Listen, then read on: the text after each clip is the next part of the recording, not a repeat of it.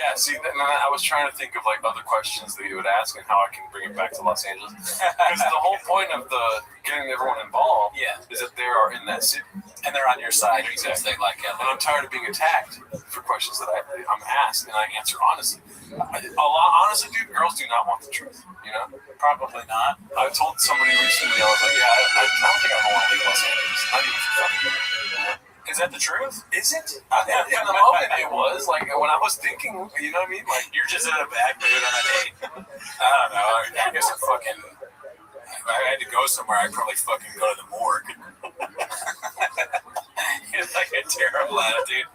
If I had to go somewhere, I probably wouldn't be on this fucking date with you. I would never leave. I don't want to leave LA, even on a trip. That's not true. You like going on trips. But like, let's be honest though, dude. I just met you. We're not gonna make plans to go on. You know what I mean?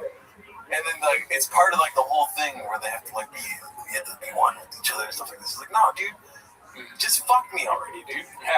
You know what is funny about that?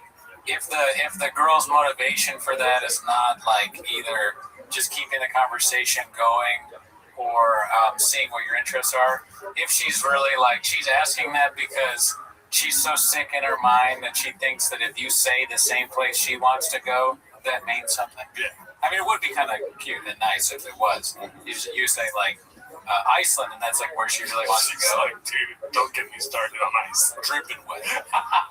You know, she's fucking Baja mode. She's like, you know that Iceland's green and Greenland's ice?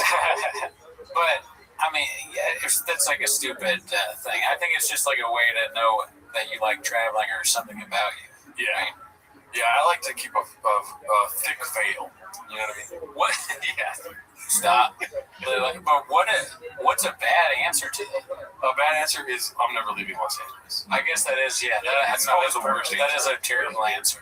And that's what you said that one time. Mm-hmm. I'm trying to think of something even like what is worse than that. But I think like the worst possible.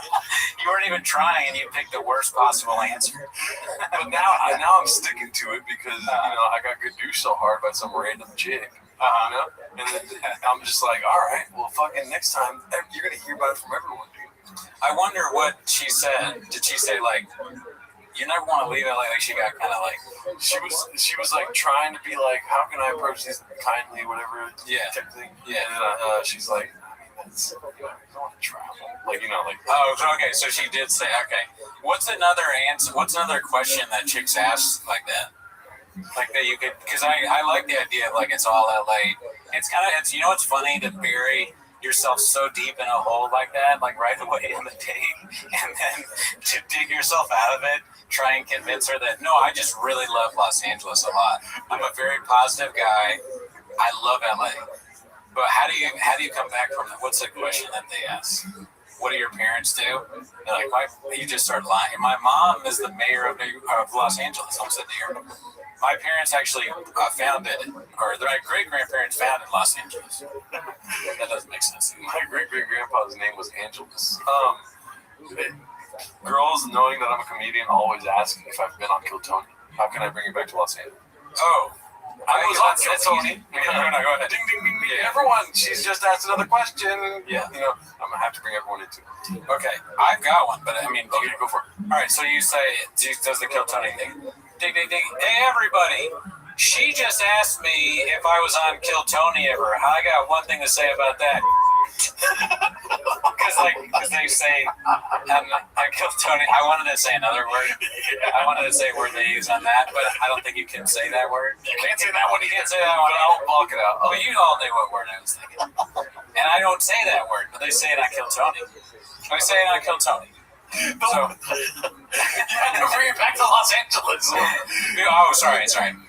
Now you just said the C word in front of the whole bar. It's funny as I've made it so much worse because like before she's like, oh, this guy doesn't want to travel, but he just called me the C word. All right, I'm sorry. So you go. She just asked me if I have ever been on Kill Tony because I do stand up. You know what? Fun fact: Kill Tony started in Los Angeles, and then it moved to Austin and. A lot of people say it's not as good now because it's like, a lot of people aren't that, they're kind of, edgelords in the Austin scene. So I was on it when it was in LA and it was more fun. And more grounded and not about celebrity and all that kind of thing. I understand we're doing a podcast. Yeah. But can I give you some constructive criticism? Yes. Like, you're not amping anyone up. You're giving them like a fucking Wikipedia page of it's Kill Tony's history. Yeah, that's true. Yeah. Do you want to try one on this one? I mean, I never leaving Los Angeles kind of works, but for Kill Tony, then. yeah. No, yeah, for sure. You just keep saying, she just asked me if I was on Kill Tony. Guess what? I'm never leaving Los Angeles. That she really doesn't understand what's going on. Yeah, dude, I'm not connecting any dots for her, dude. She's got to figure shit out on her own. You know what I mean? I'm making dots for sure that she can try to connect. Okay, so you go, hey everybody, she just asked me if I was ever on Kill Tony. And then you play the theme song from the Chicago Bulls, thing like, what is it that Michael Jordan? Yeah. How does that go? Or whatever. Yeah, it's like, I know what you mean. I can't remember. If I would have been funnier if I could remember.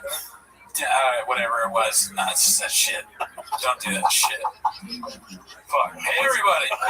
She just asked me if I was on Kill Tony, and guess what? I was on fucking the best episode ever in the belly room. In Los Angeles, California, the Comedy Store. Was Too Short, the rapper. That was in the meeting. That was in the main room. It's even better. What's it called? So, like, here, these are not. AI does not know first date questions. What's a guilty pleasure movie or show you recently watched? Why would anyone ask that on the date? I've never said guilty pleasure on a date. Never. And also, guilty pleasure. I stand by the whole thing. Guilty pleasure is something that you don't tell people. You're guilty about it. Yeah. So you keep it to yourself, and you go, man, this is a guilty pleasure. Yeah. I remember a friend of ours in our group chat once was saying how he had this guilty pleasure about things, and we're like, that's not how you do this, man. Yeah. You know? That's a normal pleasure. Yeah, exactly. Or you're not guilty about it. You just told us. So, okay, well, to, get to the bottom of it, what do you think of my tactic here? Oh, announcing at everybody in the bar is the worst idea you've ever had in your life. I mean, but it's funny. Okay, cool. That's all matters. Yeah, that's what matters. Yeah. And the day ending, well, doesn't matter. It's about the entertainment. I mean, it's definitely something you could talk about. You should do that just to, like, have something that we can talk about here. Yes. Like the reaction to it. That would be very funny. I did my need a bigger belt bit. Unironically recently. You remember that? I remember the words, but what is it again? It's when you're eating dinner with a lady, and then the waiter. By the way, I'm starting to hate waiters. Better watch out. Starting, yes. Okay. Yeah. No, I'm starting to hate waiters, dude. Because there's been like 3 or 4 times in the recent 2 weeks where I'm in the middle of a fucking story. You know what I mean? And then they come up and they don't give a fuck about what's going on at the table, and he's not even asking for food. Or like anything like that, if you want drinks or anything. Where he's going, are we right over here? No. You know what I mean? And I'm looking at him like, dude, I'm gonna fucking fight you. You know? I wasn't ever gonna leave Los Angeles after this anyway. But so I'm starting to hate waiters. What was I saying before that? Oh, so the need a bigger belt thing is when the waiter comes back around and goes, how are we doing over here? Anything else I can get you? And I go, I don't know, if you got a bigger belt. And that's also like, it's so funny that like you say you want to leave LA, you announce something to the whole restaurant, you actively hate the waiter, and you're calling yourself fat. Well, I ate a lot of food. I need a bigger belt. Yeah. I don't know. If it's for the entertainment of us, me and you, then yes, this works. I mean, dude, what is it? What am I doing this for? I guess so. Am I doing it for the lady? If I was doing things for the lady, dude, I would be way different. My apartment would be clean. You know what I mean? Maybe you just need to find the right woman that likes these things. Exactly. Yeah. I'm gonna just like fool some woman into like falling in love with me, and I'm a psycho. Why not just be psycho on the first date? That's what I mean. That's my plan. That's most men's plan. You fool some woman into thinking you're not a psycho. Yeah, if you make your bed every day, then you can fool a woman into thinking you're not a psycho. Yeah, exactly. There you go, Jordan Peterson. Yeah. These questions are crazy, bro. Some of them. Like the guilty pleasure one, no real person would ever say that. Right. And then, are you a morning person or a night owl? I mean, kind of a typical question. I don't know. Would you ever ask a woman if they're a night owl? Yeah. I don't think I would do that. Oh, I would probably be like, do you like staying up late? But I mean, I wouldn't even say that. That's so weird. Why would you need to know if a woman is a morning person or a night owl? It's just getting to know the person, I guess. I don't like that one. But here's my issue. I think these questions are fine. Guilty pleasure is a weird terminology. I would just be like, is there any movies you're into? Like, you know? Wait, are you listening? Sorry, say that one more time. So these questions are really fucking with my head. Right. Good. My issue is with like Has more data archived on the internet than any person in global history, period. Rabbi Rothschild says that if you help to promote their projects, comma, they will make you a trillionaire, period. Let's hold him to his words.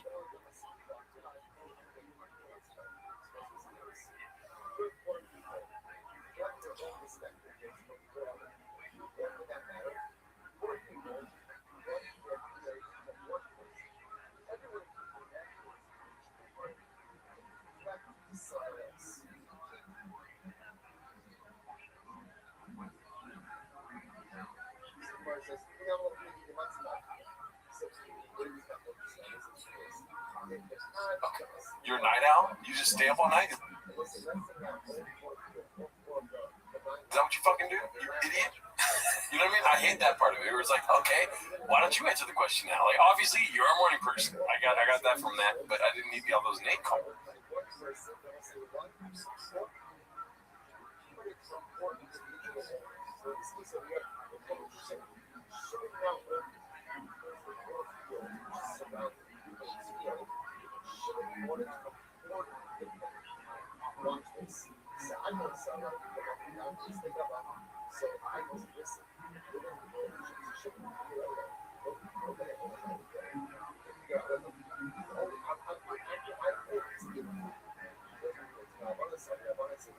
You know? Yeah, I mean, if she said, like, yeah, if she's completely doesn't agree with what you say and then is mad about it, then she kind of sucks. But that is funny that she's, if you're such a morning person, you're at some point putting your fucking profile. I mean, I did a dating profile. Whenever they finish, I just go, something spicy. But what's the questions you were saying? If you were a cartoon character, what would your daily outfit be? Oh my god, that's crazy. But why wouldn't it be more normal if you were a cartoon character? Which cartoon character would you want to be? Yeah. Why outfit? Yeah, that's kind of weird. If you said that to somebody, they would think you're crazy as hell. If you're saying that in general, you're into hentai. You're caring about cartoon outfits? Hey everybody, she just asked me if I was a cartoon character, what kind of outfit I would wear. Guess what? It would be a Dodgers jersey. Or like, I ain't never leaving Los Angeles. I ain't never leaving Los Angeles. It almost sounds like a strange SNL sketch. What is the coolest place you've ever visited? That's normal. That's the normal one there. Los Angeles, California. Yeah. What's a topic you can give a 20-minute presentation on with no preparation? Brandon Chop. But that is a good question. I don't think that would be weird. You would say presentation on a first date. No, I wouldn't, because these are way too like formal. Yeah. You know, like I think what's some bullshit you can fuck about around 20 minutes for? It's just like where your head at? What that mouth do? But what's the problem here is like the normal things that you ask on a date. Where are you from? What, like, oh, have you seen any movies recently? Do you have siblings? That kind of thing. They're not going to put that on here because that's what you already asked. Like, they assume that everyone is smart enough to I think AI does. Yeah. That's why they don't put them here. This is like a step above that in AI's mind. Yeah. And that's my read on these.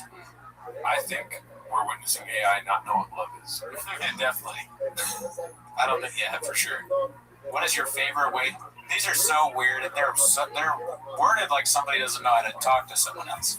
What is your favorite way to spend a Saturday? Can you imagine saying that to a girl that you just met?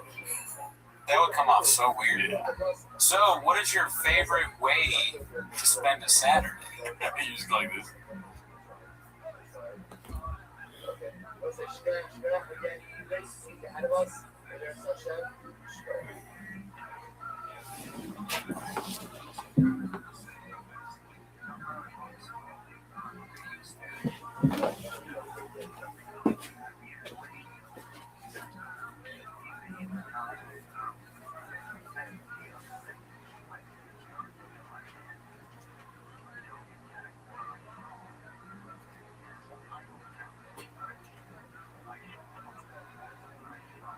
The Jack Nicholson meme, just like.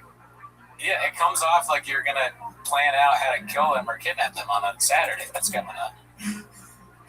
What about this? What is a project you really enjoyed working on in your career? Talk about your job on this team. Let's both talk about like their day to day of the minutia of our job, our office job. When you turn on your computer, what's the first program you open? On a date, you ask that. Yeah, that'd be great to have a script of the worst questions on a first date. I like this. It was like one of those shows where you should put on the headset and I'll tell you what to say to the girl.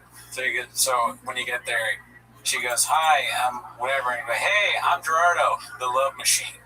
So you're the love machine. Say it. And then when you sit down, the first question I go, ask her if she prefers Google calendars or Microsoft Outlook calendars. Google Meet or Zoom?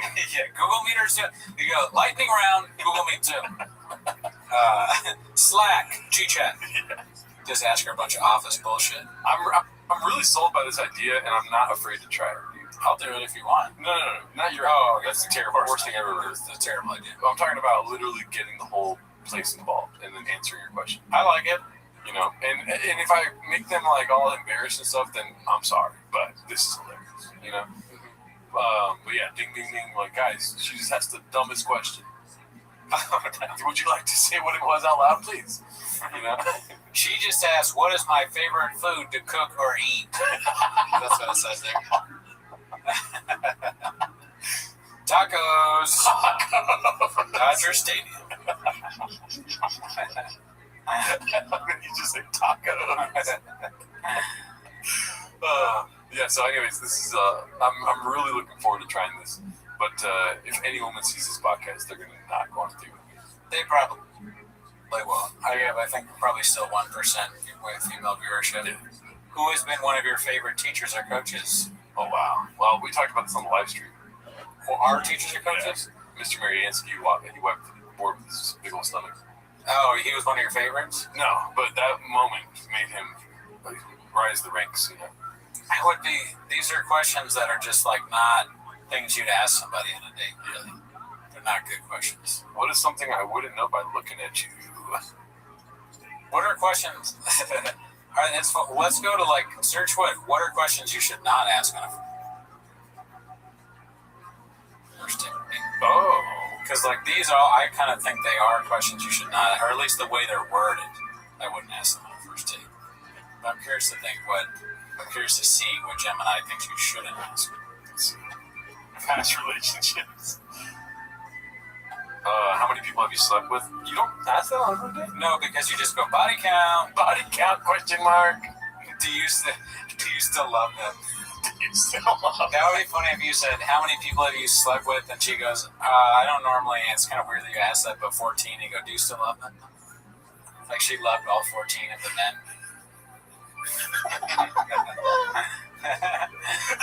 I don't think why did you and your ex break up is that bad if she brings it up. Yeah. But I wouldn't ask just because I don't want to know. It's a trap, dude. Whenever girls try to bring up your ex, and then at the end of whatever the fuck you're saying, because I'm a passionate person, they'll be like, I feel like you're not over her yet. Oh, wow. Really? That's deep. What the hell, dude? Yeah. Oh, should I hit her up right now instead of your dumbass asking me where I want to go if I can go anywhere in the world? But hey, everyone, she thinks I'm not over my ex. And I start crying.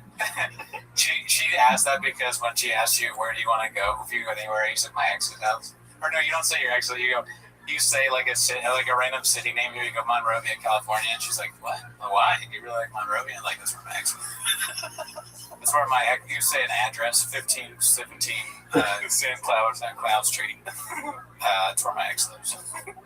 How much money do you make, or what do you bring to the table? That's an excellent question. That should be the first question. Which one? What do you bring to the table? I agree that, how much money you make is that's lame. Yeah. But what do you bring to the table is kind of playful and funny.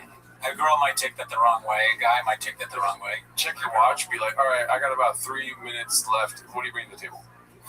Let's go. And let's say she says, what do you bring to the table? And you still check your watch and you go, how much time do you have? And you list off all your strengths. I bring, and it's a white girl that asks me, what do you bring to the table? I go, bad guy. Penis. Yeah. That's funny. You're very confident in your sexual ability. Yeah. You just tell her, listen, I'm good at sex. I bring dick. Yeah. Intense personal future plans. How many kids do you want? Do you want a serious relationship, or why are you still single? Girls ask this all the time, though. They ask you why you're single. Why are you still single? There's one girl in Arizona blew her mind if I was single. She couldn't believe it. Wasn't like a dude. She was just like, I can't believe it. She's like, no way, you're single. Really? Yeah. Wow. That's nice. That feels good. If they ask it like that, I think it's a good question. Right. How are you still single? Yeah. Then I would be like, thank you. I don't know either. But how many kids? These aren't really that. Some of these are actually would probably go over better than the ones we're just looking at. That's excellent right here, though. This is something you probably should never ask, no matter how long you've been dating. Yeah. Have you ever struggled with your weight? That is a weird question. It would be funny though if you guys were talking about your favorite movies and she's like, I like Casino a lot with Robert De Niro, and you're like, oh wow, well have you ever struggled with your weight? It just doesn't have nothing to do with it. I wish I was autistic, dude. You can ask whatever you want. Yeah. Have you ever been in legal trouble? This would seem bad to me. Yeah, that's playful fun. Have you been to jail? Yeah. Have you been to jail? And the answer's probably no. If yes, how many times? Yeah. The problem when you say, yeah, I got drunk and I just, I was driving my kids to baseball practice. Yeah, it just happens, Will you go on a second date with me? Gemini wants you to give up. Probably wouldn't do that, Yeah. What is your favorite place what to ask instead? See what I'm saying? What's your favorite place you've traveled to? Dude, who gives a fuck about travel? You know what I mean? We don't even have oil. We're talking about traveling. I turned into Allen Iverson. Talking about travel? Yeah, I don't even know. I guess I was. Have you ever been out of the country? And that gives me a chance to brag about being out of the country. Tell them all the stuff I've been, all the places I've been, all the people I've seen. Yeah. Been a lot of stuff. I've been everywhere, man. Around this country, there, man. I have a bit. I was posting on Threads, the greatest social media site. I said a lot of comedians forget the rule of three, and I wrote live, laugh, love. But do you have a rule of three that's not the comedians? Like a rule of three for comedy that's not the actual rule of three, where it's like the third thing is the joke. Three things. Rule of threes. I had 3 rules for doing acid. Oh, what are those? Nothing's real. I don't give a fuck about anything, which is kind of the same thing. And then always wear sunglasses. What do the sunglasses do? Because your eyes wander a lot and you look bug-eyed and stuff. And also it's like a shield. You feel like you're shielded. So people can tell, so it stops people from being able to tell that you're high in acid, and it also feels like a covering. Yeah. Okay. So I don't know about the rule of threes. What is yours? Is live, laugh, love? Live, laugh, love. I'm trying to think of other things like that. I can just think of another rule of 3. This is obvious. Curtis ought to figure the guy out. Yeah. Let's see, what else? Always move the mic stand. Have a closer. And accept every booking at Flappers. Oh, I thought you were going to say bring someone on stage. Oh, yeah, bring it. Yeah. That's a good one. So I went to this show on Saturday, and I wasn't on the show. So I went to the show, and I was like, right when I got there, I went into the booker, and I was like, oh, look at this, closed mouth don't get fed, you know what I mean? So I went up to him, I was like, hey, can I get a spot? Yeah. And he was just like, immediately hating. DM me, I'll get you a spot. I was like, okay, what's your Instagram? And he goes, Beans Comedy. Right? That's what I thought he said. Right. I was like, oh, Beans Comedy? He goes, Beans Comedy. And I was like, oh, okay, can you spell it for me? He's like, it's like the devil, Beans Comedy. And I was like, oh, okay, so are you saying Pete's? What are you saying? And he goes, Beans Comedy. And then I was like, can you spell it for me? And he said it again. He was so mad that I asked for a spot. And then he's finally spelled it out. He's like, B-E-A-S-T is Beast Comedy. Oh. Yeah. Man, I mean, you gotta be like used to that, right? I stayed the whole yeah, dude. Yeah. There's music playing. Like, spell the fucking thing for me, dude. You know? Yeah. DM me and.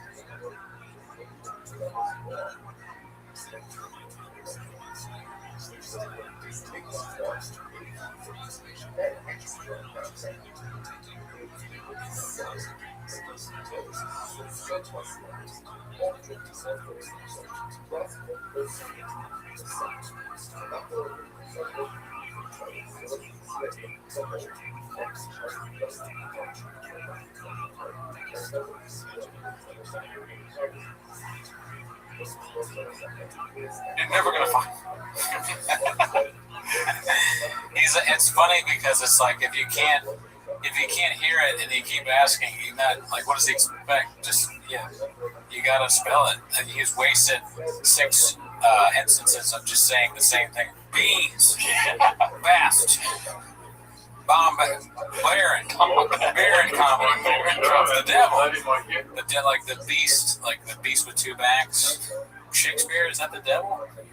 Why is the beast the devil? I don't know. Maybe it's speaking of Iron Maiden and something like that. Speaking of which, I saw a Bone Temple movie recently, but that's not what we're talking about. I liked it. Yeah, it was great. I loved it. It was actually really, really good. Yeah. But his fucking show sucked, dude.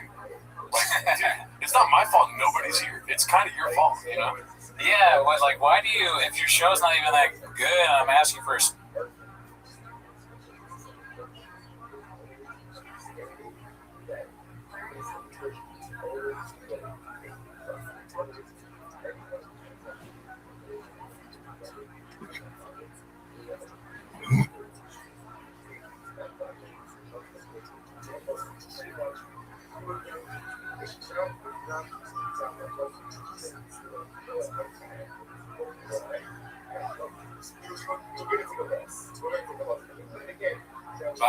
I was here. Why do you care? Just say, you don't have to give me a spot. How do I, do it? What is this? Yeah. Why does comedy still suck like this? Imagine throwing a suck-ass comedy show and you pay the headliner. Imagine. You know what I mean? Okay, that's nice. Come on. But you know what I'm saying, dude. Yeah. Like, you're paying the headliner. Guess what? The headliner didn't bring anyone, dude. So what are you paying for? You know? Yeah, that was always my struggle with comedy shows. Is like not so much the paying, but the aspect of the headliner not bringing. I want to welcome you to Dream Chasers Radio with me, your host, Anna Diamond. We have a special guest here today. It's Rabbi, and he's don't fucking act like it's a big deal that you got this person that no one knows. No one has ever heard of them. No one came to see them. They didn't promote the show. Maybe they did. It's almost worse if they promoted the show, because then no one showed up and they told people about it. And can I be honest? Yeah. Because he gave him some kind of like, I'm doing 6-7, but like the worst intro and kind of like a good intro. Not the best, but like a kind of good intro. Yeah. Before I got on stage, he said, so dude, this guy could not host the show. He's like, so I hit up this guy to be the headliner for tonight. He didn't. He dropped out last second. Great, funny guy. So I got this guy, and Cooney's face. And let me finish. I'm not finishing. And he goes, I got this guy, and you guys all know him. There's nobody there, by the way. He goes, you guys all know him from his big podcast. He has a big podcast. And you know me, dude. I know you, first of all. Yeah, you're immediately like, oh, let's compare it to my numbers. Yes. I mean, I'm a numbers guy. Exactly. Yeah. And I didn't do that because I'm trying to get rid of these toxic habits. But I was immediately, that's exactly what I immediately like, we get at least 300 views in fucking episode 300. I mean, yeah, does he have a big podcast? I didn't check. I'm very interested in seeing. It bothers me to, I mean, I don't even do it. I don't do stand-up. But I still have this issue with they've been around. They were on like some popular and indie shows. Yeah. Nobody goes to see them. There's a possibility that people will actually come out to see one of us. Yeah. We have some fans. Yeah. And you're telling me that it's like, oh, we got so and so, Who the fuck, and nobody knows them. Yeah. No one knows who you are, B. Yeah, they got. Oh, I went to their Comedy Central taping. They were terrible. They were terrible on that. They still have no fans. And I'm telling you, he gave him an okay intro because you know what, dude? I need to go to therapy because I believed this guy that he would have something like worth noting on YouTube. He's averaging 30 views. Big podcast. That's huge. I guess. I mean, it might just be that they're just saying that though. But I remember like there'd be a headliner, it'd be somebody that people know in the scene, and they maybe cancel on the show, they never show up, and nobody came. Or it's just like, why are they the headliner? Right. They're not that good. Let's just say the last comment. Yeah, almost. It's almost like that. It's like, but if they're gonna do more time, they gotta say something. But it's like you should earn that. You know, the headliner should bring some people to the show. Yes. But that's not the case in Los Angeles. Yeah. It is bothering. Why are you that? I want to like interview them. Why at the other show? Like, you know, like why are you the headliner? Because I watched. There's no one here. Yeah. And you're not that good either. Yeah. You punch me in the face. I wouldn't say that part because, like, whatever. I kind of suck at stand-up, but yeah, he wasn't that good. I see the things. It was like I used to host the Fourth Wall a lot. So he's like, so I'm gonna just do a bunch of notes on your guys' sets, and then he went through it. Don't do that. What a waste of time. Granted, keep in mind nobody's there, so do what you want. Yeah, it doesn't matter. There's no headline. It's not even really a show. Yeah. Why do we start talking about this? I don't know. Casino? I think it's probably because I said the rule of three thing. Oh, yeah, right. The rule of threes, dude. Yeah, I heard, and this is real too. I heard about a bringer show where you gotta bring 3 people. It's called the rule of three. Yeah. Imagine, dude. If I was the club, I would say 5. Like, don't say 3. That's fucked up. Because then if I don't bring 3 people, dude. You know what I mean? Like, the ideation starts cracking, dude. You know what I mean? It starts cooking in my head. I'm like, oh wow, oh, I can't bring 3 people, huh? By the way, yeah. And then I also forgot to say I'm hosting this Saturday for a show right here. Oh, nice. Yeah. Where at? It's at Free Spirited. Free Spirited. Sober bar. Okay. Some funny people on. Nice. Very funny people. It's going to be epic. I'm going to host. Good. Come out to that. It's in. Do you want to say where it is? El Sereno. El Sereno. Yeah. Okay. Yeah. And at night we go fuck each other. So you can get fucked if you go to that. That's a good advertisement for that. I sent you some. Yes. I mean, it's just more comedy stuff. If you're able to fucking, you know, well, one of them is, I guess, but one of them is just comedy related. The other thing that I was thinking, I mean, it's also comedy related, is that I think that in comedy, I wonder if it's the same with other fields. There's always something terrible happening to people. There's always like some guy that you haven't talked to in a long time, and then you're like, man, I wonder where that guy is, and then he has a post where it's like, you know, well, I'm back. That's how it starts, and you go, well, back from what? So a lot of you guys don't know this, but I was driving my car, and I fell into a coma, and then I think another car hit me, T-boned me, and it made it so that my leg actually fell off, and now my arm is attached to the middle of my chest. But like, it's not, everybody gets hit by a car, or you know, like some sort of horrifying disease. There's so many GoFundMe's. What is that? Why does it always happen to people? Yeah, that's 100% true. And then, are you talking about them coming back to comedy, or did I miss that? No? Yeah, they come to their own, and now I'm back after like which is I guess good. Yeah, but you know, after the brain surgery is done and they reattach their arms and fingers and stuff. I feel bad, dude. I don't think this guy listens. We both know him, and he's one of these guys that's like, you know, announces. Dude, don't announce you're coming back to the stand-up comedy, dude. You know what I mean? Yeah, just do it. I'm doing it again, though. Just kidding. I just announced. Anyways, he does that a lot, and I'm always just like, you know, you're gonna quit again. You're gonna, like, this is whatever feels good from announcing it. You're gonna look for that hit again, dude. On some subconscious type bullshit. I do think if it works for you, you can do it. But yeah, I agree with you. There's no reason to say you quit. There's no reason to say you started again.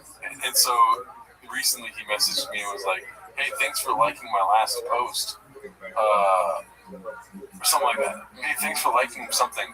Can you look at my last post? Something like that. And I was like, what the heck? Did I like something? I never like anything on Instagram. You know what I mean? Yeah. And so I go check. I'm like, okay.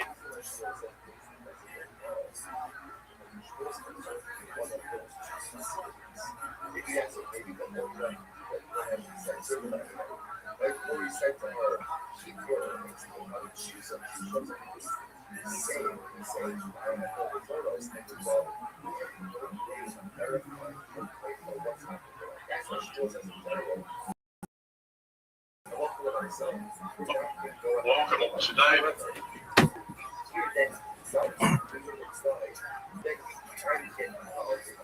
Well, I'm not crazy. I don't like anything. Yeah. It's just like a weird, like, ploy to get more likes.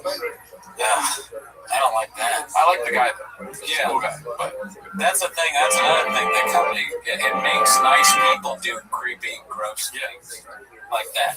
Like a normal, he's probably a normal guy, nice person, but then he got convinced by something in comedy. There's like, the real hack is to message people saying that you liked your post before, and so they want, if you need a post to get liked, that's how you do this, do that. oh yeah. you can read it. Yeah.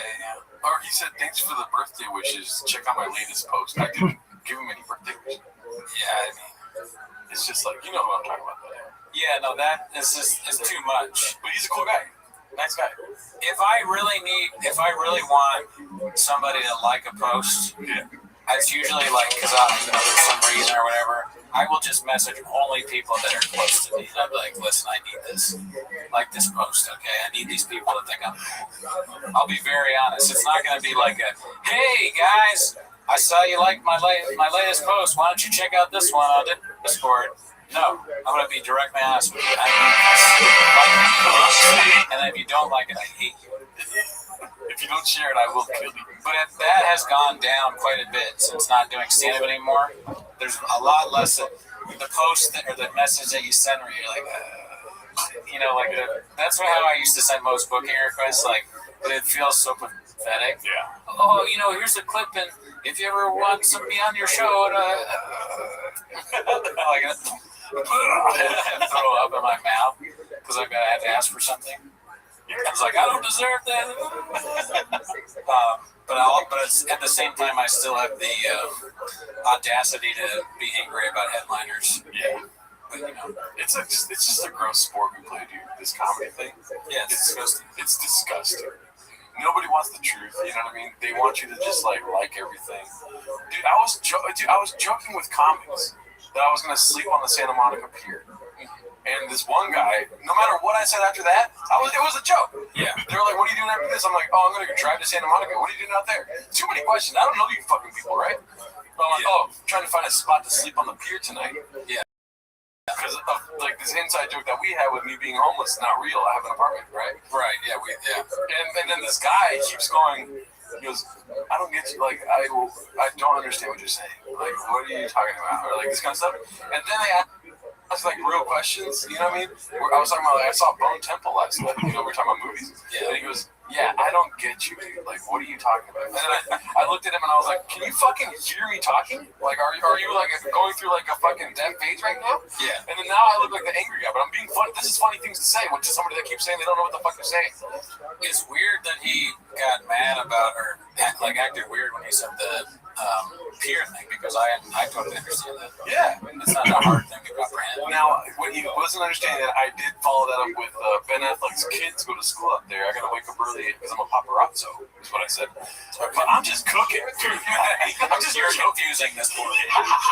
And now you're mad at him. He's rightfully confused. You're like, and I also fuck squirrels. He's like, he's trying to like understand, and you're not. He doesn't listen to the podcast. You're on his side. Not really. What I'm trying to say is, like, dude, I'm joshing around outside of a fucking comedy show, dude. Yeah. This is what I used to do this for. It was fun. Yeah. Just fuck around. Yeah, I'm fucking your brain, dude. What you gonna do about it? Yeah. What are you, rookie? I'm a bit. Okay, so what's this? Sorry. Well, this thing is. I I just think it's so funny. This thing, it's like this guy's. It's probably not real, but it's like it's the quintessential. Your life is completely out of control. This title is "Leaving Applebee's After Dollar Margarita Night," but it's like rock bottom. That's what this happens in this book.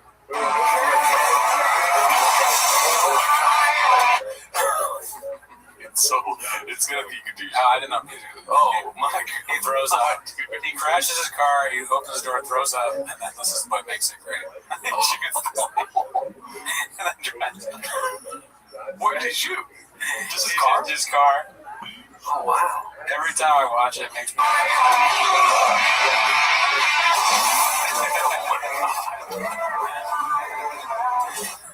It's like, this is how Shab drives to work. This is definitely, there's so much Shab in here. Crash car, shoot. I mean, dude, when that song came out, dude, it rocked my world. You like Creed? What, did I say I like Creed? That's the song. No, the song. Come on, why you gotta gadoosh me immediately? I'm getting vulnerable right now. You fucking gadoosh me the hell right now. I didn't say it was bad. I was surprised. The way you said it. Yeah, it's bad. Yeah, It's really bad. dude. I hate Creed. But when I was a kid, I'm vulnerable right now, dude. Yeah. Favorite band of all time. I'm out of here. That song was incredible. I needed it. I'm getting beat every night for not eating at one of the guys, dude. And I hear, "Can you take me higher?" I'm like, "Yeah, dude. Let's go to a place we've never been, dude." Scott Stapp was like, he reached out from the heavens to make your fucking, you just got beat. You're like, you take me. It helps you through a tough time. That's good. Yeah, dude. And people question me now, like, why do you bimbify yourself at night? It's like, I don't know. Did you have to try out one niggas at night? You know what I mean? Oh, fuck, that's good. The bimbifying. Dude, I've been a non-stop bimbo jokes this whole week for me. That's good. Yeah, I mean, that shit was fucking hilarious. Like, I just thought of one right now, but I forgot what it was. We talked about it a lot on the live, so check out the live if you want to hear us. We went all over bimbofication and all that. You remember the funniest thing, dude, about this whole bimbo thing? Yeah. And I don't know if you read the article or whatever, but he would talk to these sex workers, whatever they were, these people on the other line, Yeah. these bimbo pictures of him, and he would simply just talk about if they're looking forward to getting their tits bigger. And he's commenting on whether or not he would make his bigger too. And he liked this idea of like having to have that sort of identity crisis. So, like, I feel like my tits aren't big enough. And that is so fucking funny while wearing huge prosthetic tits. That is pretty funny. Is it like, and I wonder, is he doing this because talking about it makes him horny, or he's like, is he just really interested in that? Something like Well, that? the article says that he wants to be objectified. Is that what the word? Yes, objectified, yeah. He wants to be objectified like women are objectified. Like he objectifies women, basically. You know? I see. So, like, yeah, he gets off because he objectifies women and he wants to feel like that. Like a woman who's being objectified. But he's literally asking them for $25 a minute. Yeah. If they're thinking about getting bigger tits while he has the biggest tits I've ever seen. Because he's objectifying them by doing that. He's like, you could probably get bigger tits. And then he's like horned up by saying that.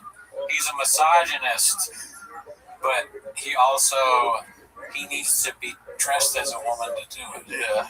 That is, I don't understand. Why does he have to be, I don't know, dude. maybe it's because like him dressing like a woman helps him understand what the woman's going through when he's being rude to her. Imagine if he was in a 12-step program and somebody's like, "Can you sponsor me?" And he's like, "Are you willing to do anything for Sprint?" And the guy's like, "I'll do it, dude. Honestly, I went to jail. I just got out. I need anything right now." Yeah, he goes, "Anything?" You know? And he's like, "Yes, dude." And he just brings up the tits. He's like, "Step one." You know what I mean? It makes life so much more simple. You know, like if that's what that's all you care about. Anyone's like, "What should we do?" Or his wife's like, "What do we want?" Christy, now, what are we gonna do tonight? Why don't you make your tits bigger? You're gonna give her a thought about getting fake boobs. We can look that up. Why don't I put on fake boobs? You can see what they look like on me. And then if you think you can go bigger, you can get bigger fake tits. And it's also like, it's funny because she's so fake looking, like, she's like a MILF kind of. Yeah. Oh yeah, definitely. But she is kind of fake, so like she's kind of what he likes, you know. She's kind of a bimbo-ish. So he's got what he wants at home, but she was just The real problem is that she was never willing to get bigger fake tits. He wanted her to be the first Department of Homeland Security secretary with the gigantic fake full-time boobs. And she wasn't willing to do that. So she chose her job over her love life. Her husband at home who wanted something. Dude, honestly, I don't want a movie about Brian. You know what I mean? The guy that did the tits thing. Yeah. I do not want that movie. But I do want a movie of somebody that bimbifies themselves and like the first time they ever did it. You know, whether they were crying, like Daniel Day-Lewis. Oh, okay. You know, enters this. You know, he's gonna disappear into the character for 3 years. Good luck. I mean, it's a dark world. Yeah. He's gonna go for 3 years bimbifying himself every night, or when he needs to. You know. Yeah. And then you get to travel on that journey with him in a 2-hour epic. Is it a drama? That's like, I think, you know, leave the artist to do the art. Okay. If I laugh, I laugh. You know what I mean? But I want real. It's real. You know? What if, okay. Like, imagine if Joe Pesci was a gangster in a movie and he's just bimbifying himself at night. Joe Pesci bimbifying a nigga. It'd be so strange. That sounds like an art house movie.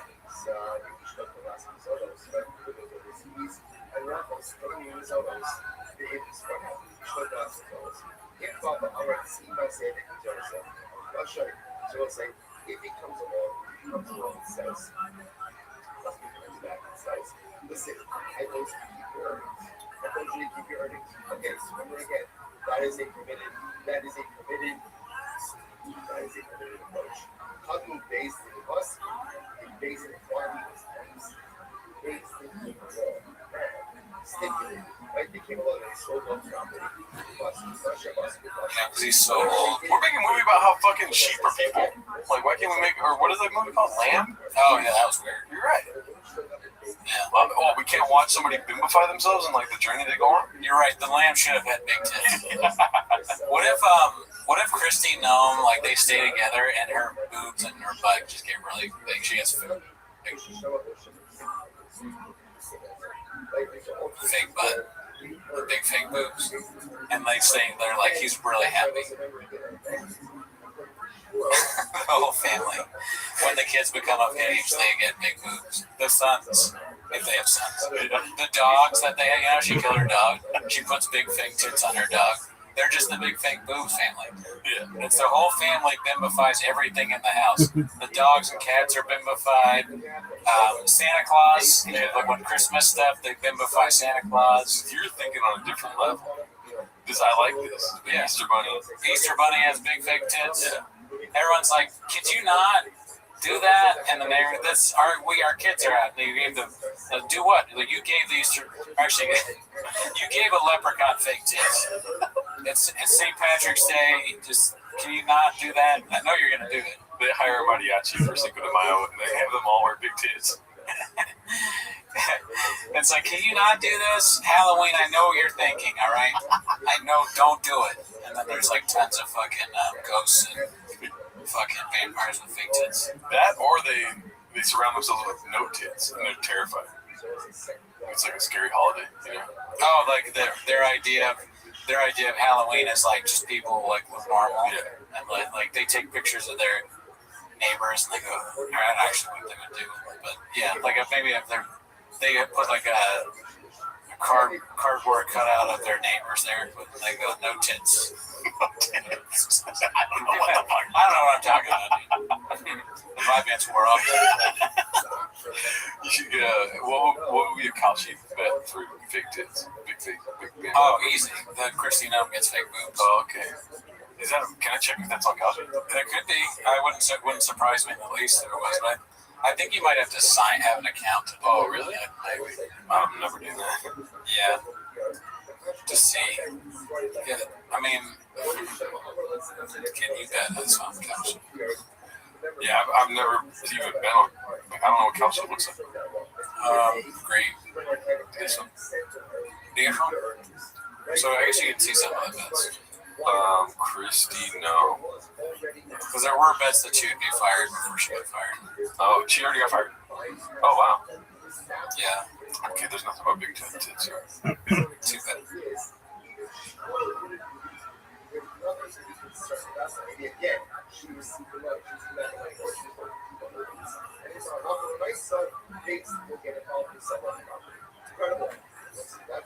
I'll develop close to mine. So once it's understanding, so I'm going to the same part of it. Or is position says that you're supposed to sell a property, you're supposed to write but that is what it is. But if somebody's supported by non-controllers, then why not go ahead and sell a property for which the Gemara says. But someday that'll probably be a bit. Maybe from us speaking it into the ether. Yeah. Maybe these homeless cats.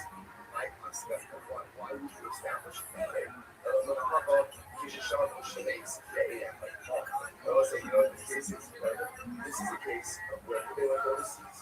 We heard the fact that God, or the only that tells us that God is around this. So the Gemara says, watch this.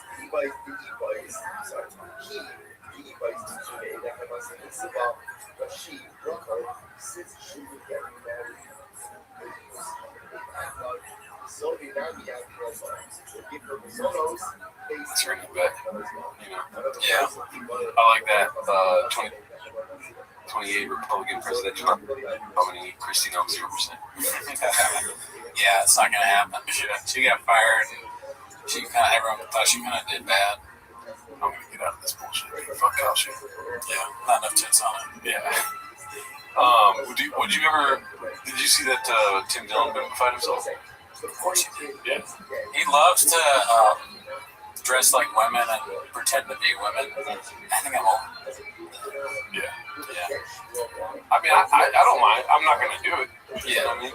It's cool to see it. You know? I mean, I'm not gonna crank my shit to Kamal every day. I mean, For me, him doing that has reached like the one trick pony kind of thing. Then that's coming from somebody who talks about traffic.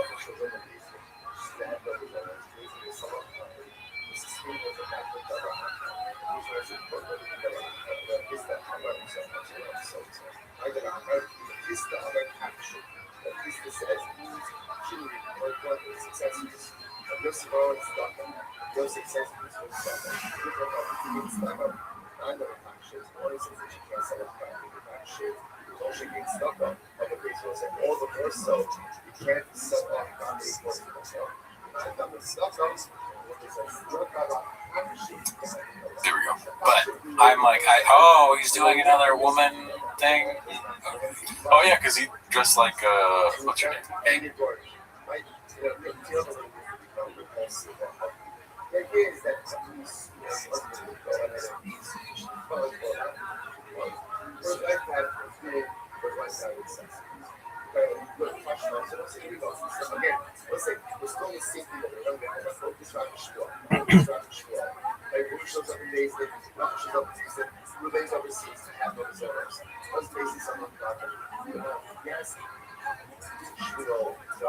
However, everyone agrees what the case for the heard that they died, in that case,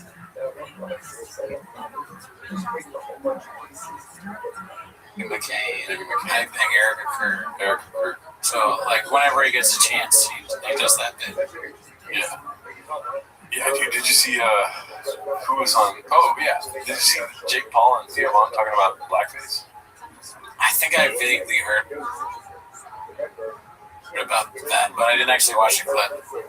Like, that Jake Paul's gonna do it to, like, get Drewski back or something. I don't know. Blackface. Let's look up Jake Paul blackface. Yeah, this right here. Let's see. This is probably the most brain dead shit I've seen in a while, dude. And I watch Shop every week. Truth in this, and extreme truth, and people weren't ready for that, but I think it's fucking hilarious, and I want to ask you something because I've been over the last couple of days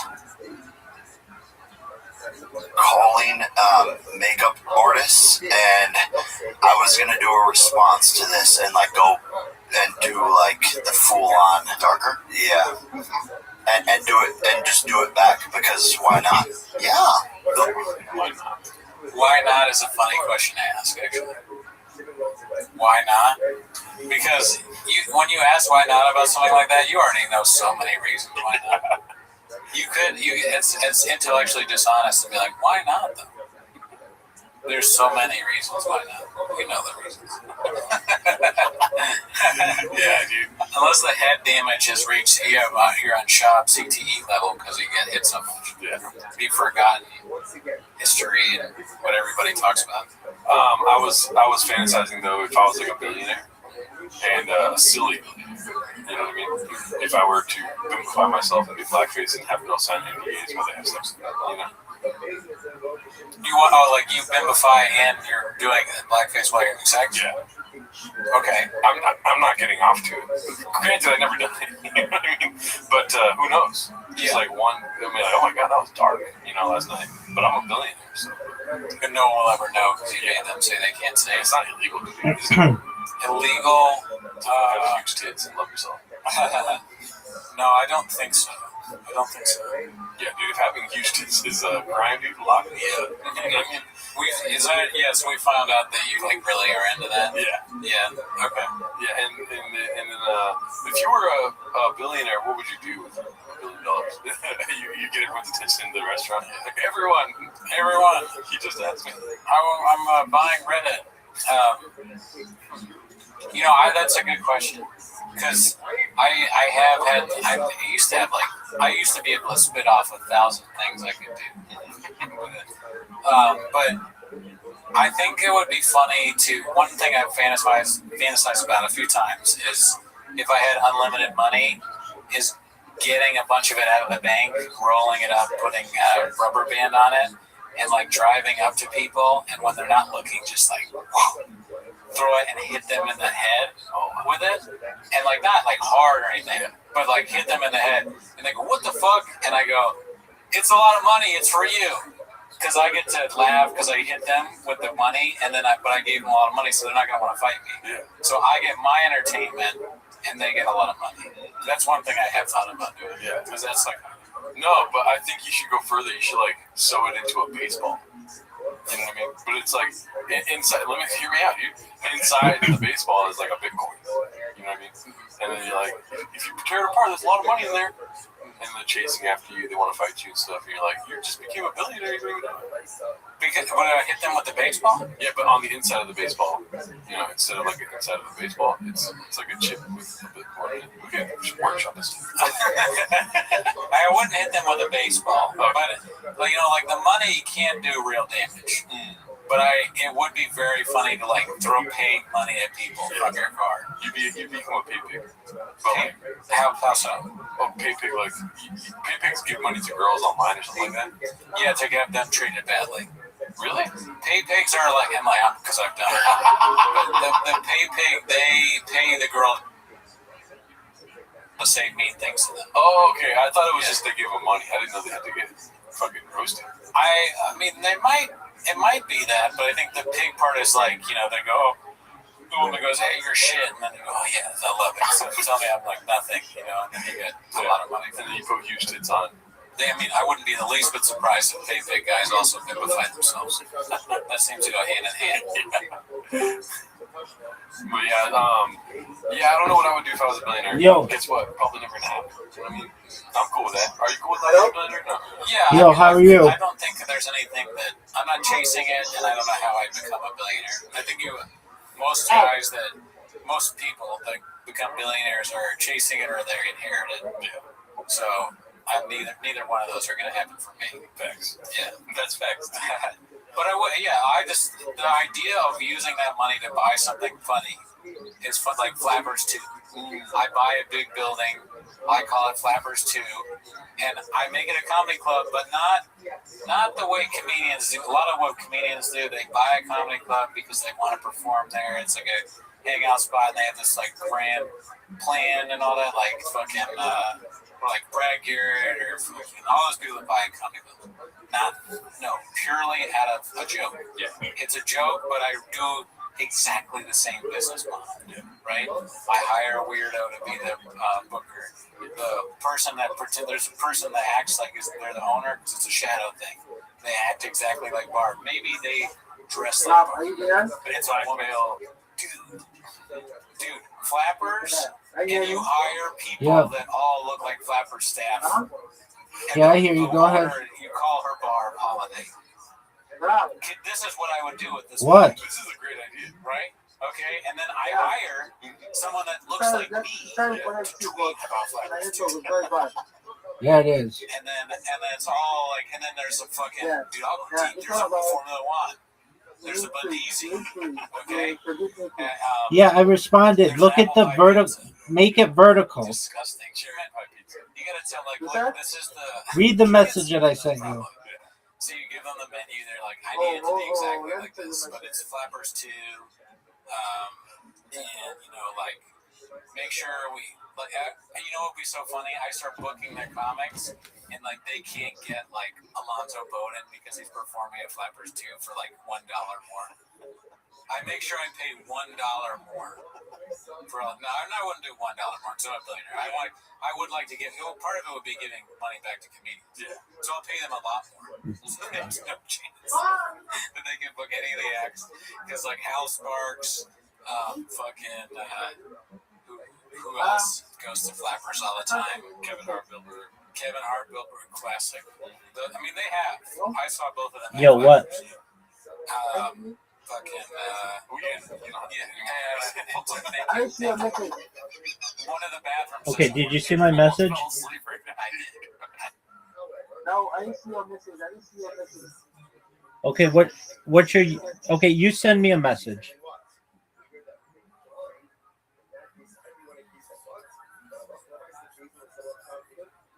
Anywhere in the world, where would you go? Have you got this question? I mean, it's been a while now, but You've got everyone. Yeah. They're obsessed with this fucking question. Yeah. So they'll be like, Send you a hello. Okay. Hi. Okay, where's your link tree? Okay, my link tree. Yeah. Okay, I'm coming. Let me press it for you. Let me press it. Okay, now before you send it to me, did you create all of the different accounts that I said? Yeah, I did too. Okay, excellent. Then let's see it.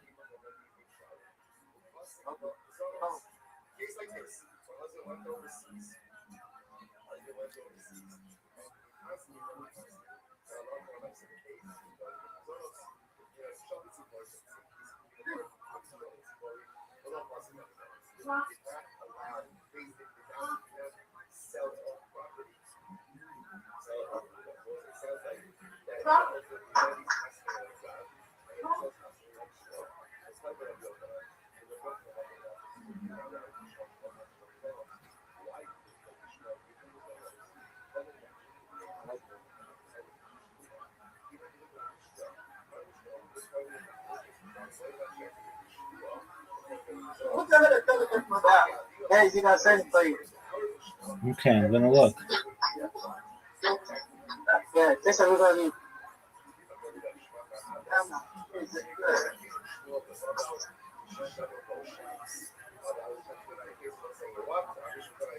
That's good. Make it vertical. Stop. That's good, but you need to make it vertical. I'll send you the example.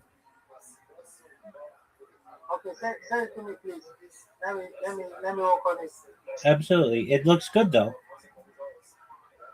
You're getting there. Okay. Please send for me so I'll work on it right now. Yes, sir. You see like for a few days now I'm not online because the condition is not okay for me to charge because type of data is very hard. Okay, I just sent you the example. Yeah, okay.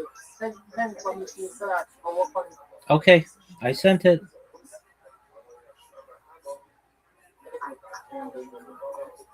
Send it. I sent it. Okay, let me check. Yeah, let me check it. Check it on it.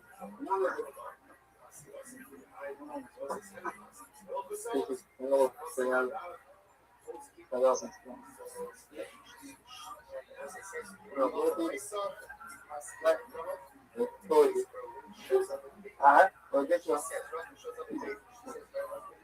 then I'll video. Nonsense. Yeah, yeah, let me. I have this one. Hello? Yeah. Rob, I hear me. I have this one. Okay, make it look like that. But I don't have the website. Yeah, I don't have the website. I have the email, Telegram, YouTube, and Instagram. Okay, I don't have the website. that's okay. You don't need the website, but what you need to do is make yours look vertical, up and down. Okay, I'm coming. Okay, and then also make the names the same. So like Discord should be called Discord. Make the names of the links the same. So like Instagram should be Instagram, Discord, Kick, etc.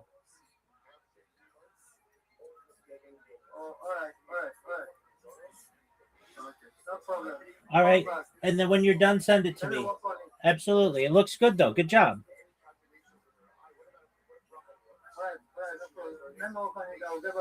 Okay, sounds good.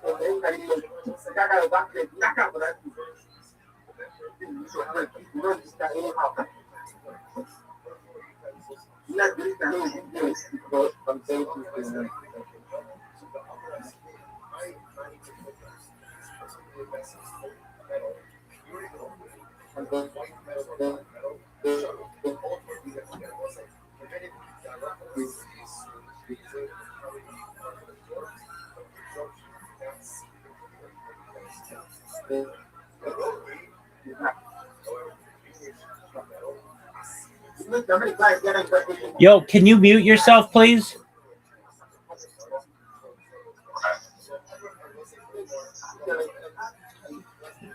Mute yourself. Mute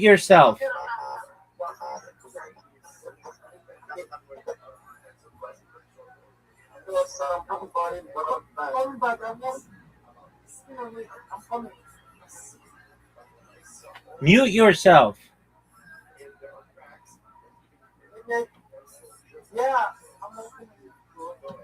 Dog, you don't hear me.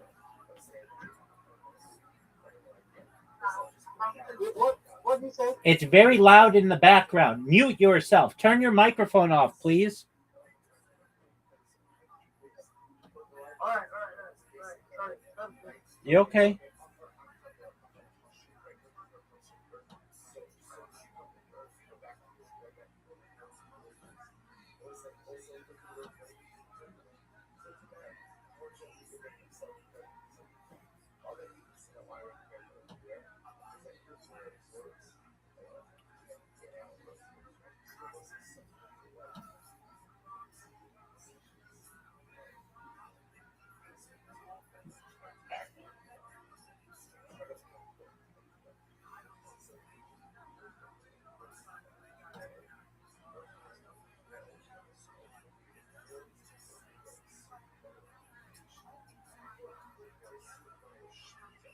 Everyone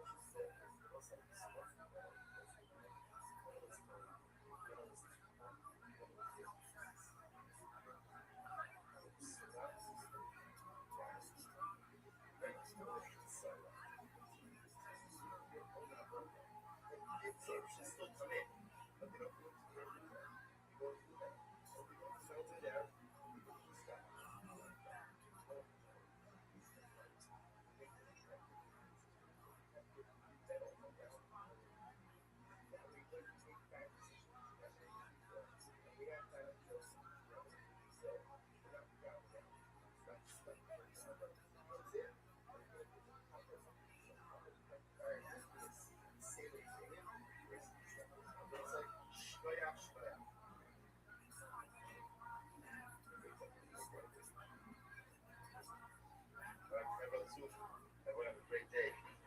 Jerry, Dr. Lunsford, and Trevor from Eretz Yisrael. Have a great day.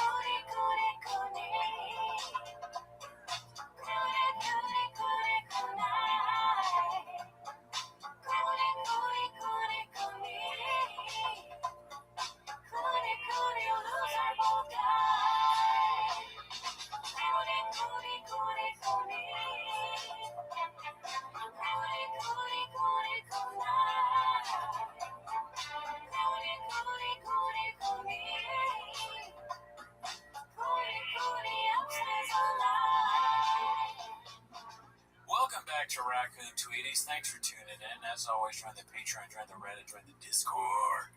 On the Patreon, you get early access of our other show, 10 Minutes a Shop. So start the timer now, Chin Notch. Oh my God. Yeah. How you doing, Gerardo? You're forgetting to plug the most important thing here. Oh, there's a new podcast? Mm-hmm. Ever heard of it? There's a new podcast called Sandbaggers, starring our lovely co-host, Gerardo Alarcon. Or is it? Check it out. Yeah, audio only? It's a video right now. There's one episode that's video on it. Okay. I'm talking to my friend Tim Obis from Soft White Underbelly.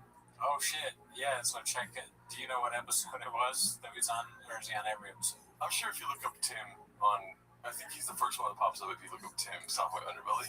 Yeah, look up that. But anyways, how you doing? I'm doing great, dude. I'm doing great. We went to my coffee shop this morning, kind of threw my day off because you're there trying to make my day bad. Oh, yeah. I mean, doing everything I can to. Yeah, but I'm like up there just, enjoying my life, going to my coffee shop, saying hello to my friends and stuff, and you're calling me homeless left and right. I did, yeah. The first guy, he wasn't a big guy, but I did say thank you.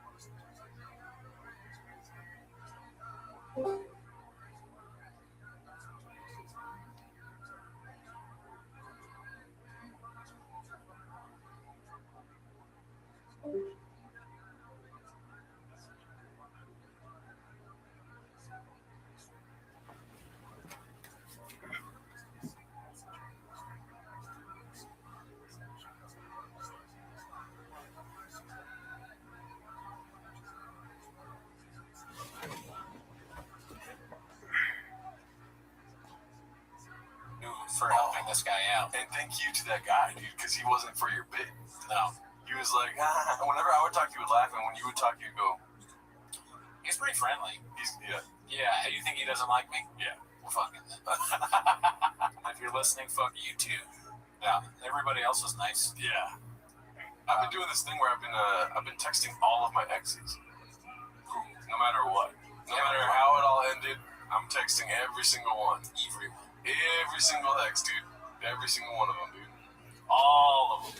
Right. So none of them feel special because you can't let them feel special. You know what I mean? You do it all of them, so no one can be like, "Oh, he likes me," and it's like, "No, I did it with everybody."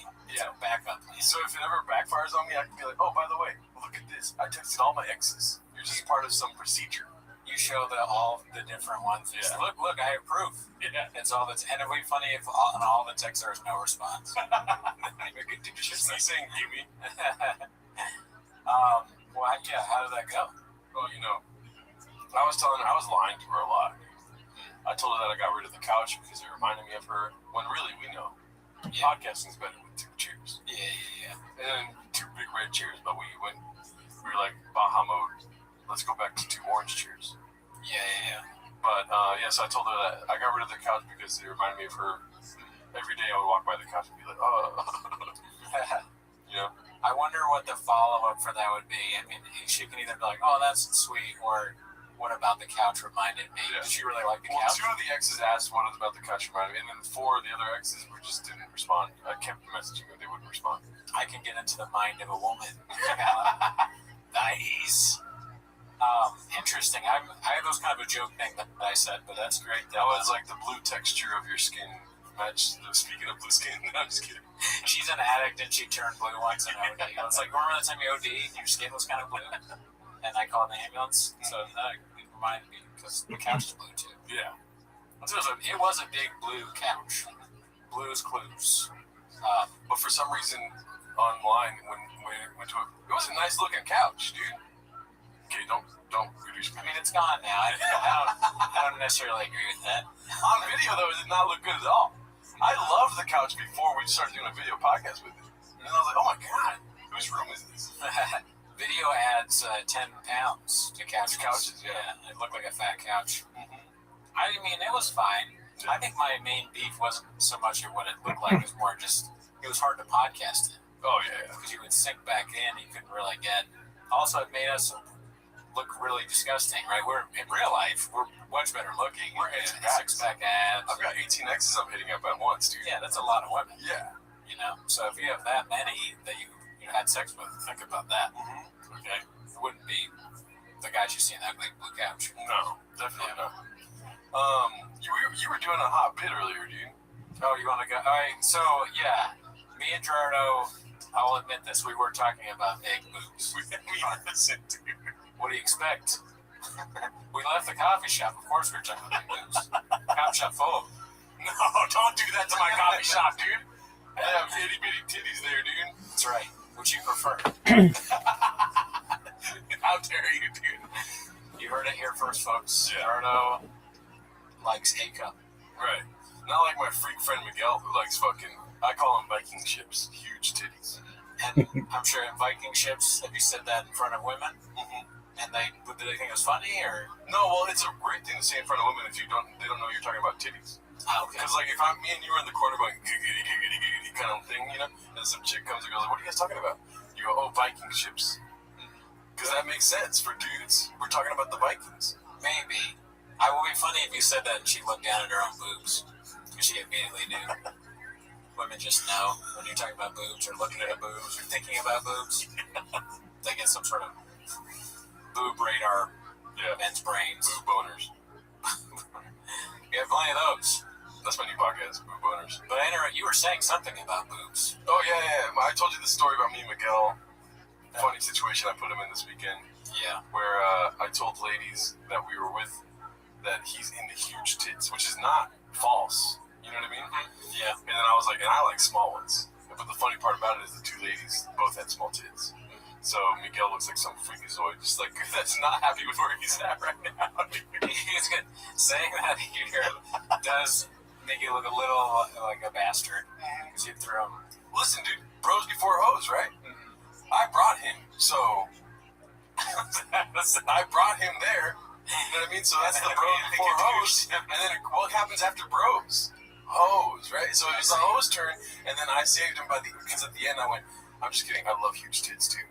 Now we're both the freakazoids that love huge tits. Right. The women lose out. Yeah. As long as the women lose. Yeah, exactly. It's fine at the end of the day. But now what you told me that and what it made me think of was that bold AT&T advertisements, Yes. which we've probably talked about on the show before because you work with the... So now that the audience knows why we ramped up into AT&T titties. This is how long we were talking about titties for. Yeah. And Gerardo, you work with the actress that I did. I forget her name, but it might not have even been AT&T. AT&T. I don't know. No, I'm kidding. I know AT&T. You know exactly what you're talking. So this woman, she was on the AT&T ads and became a very successful ad campaign, and I haven't seen him since because she's gone on to success and fame of her own. Working with me. Working with Gerardo, I mean, that's a big deal. So she's been in a lot of stuff now. But I was thinking the advertisement was so successful, they should bring her back. But this time, there's a new employee at the AT&T. And guess what? The new employee also has big tits. Right? So, because I'm kind of like, I'm trying to put my hat into the ring for being advertising. Good in advertising. Always been an ad guy. Ad guy. So my idea is that there's a new employee. Maybe it's like Sydney Sweeney or something because she had success with the American Apparel or American Eagle jeans. So it's her first day at the job, and she goes, "Oh, I'm so excited to work here. I love AT&T. I love that I got this opportunity to work at AT&T." And she's so excited she accidentally spills a cup of water all over her shirt. And then the original woman who Gerardo worked with is like, "Don't worry about it. It's not a big deal. Don't kill me. I got a shirt in the back that you can put on, and we haven't even opened up the store yet. So why don't you just go ahead and take off? We're both women. Just take off that shirt, and I'll be back. And just while I'm gone, just rub all this oil all over your breasts." Huge tit. And then it just says AT&T. I think that's a good idea for an ad. I do too. And you know what's funny, dude, is that we're talking about algorithms like they're new. No, dude, algorithms have been around for a while. And the algorithm of the 1900s, the late 1900s, was put huge titties in ads. And then they just saw sales go up. Like, these autistic people that own companies don't even like tits. You know what I mean? But they're like, dude, every time we put tits in ads, we make sales. I want to see if doing that makes it popular. Yeah. Could I get... Because Sydney Sweeney, they just put her in the ad. She doesn't really say anything. She just says, I look good in jeans. So you take somebody that people all like, maybe they have big boobs, you put them in another ad with somebody who also has that, and see if it works. And has no one thought of this already? And I don't mean this in a sexist way, if that's possible. I'm just saying, give women opportunities. Yes. Why even have men in ads? Yeah, straight up, dude. You want to watch an ad with a dude? Why? Not me. I don't advertise everything. Yeah, that's to the patriarchy, dude. Let's put more tits in these ads. Yeah, maybe in all ads for adult products, and I don't mean sexual. I mean ad products for adults. Not like literally tits, but like, masculine and stuff like that. What's masculine? Like put a shirt on. I don't want to see straight up tits in ads. No. You got to keep it PG. Part of it is put water on there and then tell them to rub oil on it. That's PG. Well, that's obviously tongue-in-cheek. I don't really need that. That part of it is me kidding. But I think having them both in the ad would be funny. Yeah. That you have to pay them a lot, but maybe it's worth it because of oh my God, that lady and Sydney Sweeney in an ad. It's like AT&T, the phone line will go down because everyone's trying to sign up. That's like Drake versus Kendrick, but the tits were in. Exactly. And can you imagine anyone ever wanting T-Mobile again? If you got something like that. Okay, I'll cancel right now. Yeah, dude, I'll figure out what AT&T stands for. Yeah. Attention, titties and titties ad. Yeah, so that's the bit I'm working on for not doing stand-up anymore. But the streets want you back, dude. I knew you were saying, yeah. I did a show last night. Very funny. I was texting you about to go up. Dude, right at the come before me, there's this guy that gets in the bar. He's an international traveler. Why do I know that? He kept screaming that at the bar. And he's talking very loudly to the waitress or whatever. What is it called? Bartender? Nice lady named Maddie. And she's responding back in a nice, this is a stand-up comedy show tone type thing. Like, yeah, it's okay. Yeah, she's giving him beers, which is like, cut him off, dude. When he walks in screaming Baja mode, dude, cut him off. Yeah. And then he sits down and he's just, he's like this thing in the room that's trying not to let any comic tell a joke. You know what I mean? The worst, like, he'll let you get a lot of setup out and then he'll say something random, Yeah. And so I'm texting you saying I'm about to quit stand-up comedy again. And then I go on stage and I just kept saying fuck every time he talked.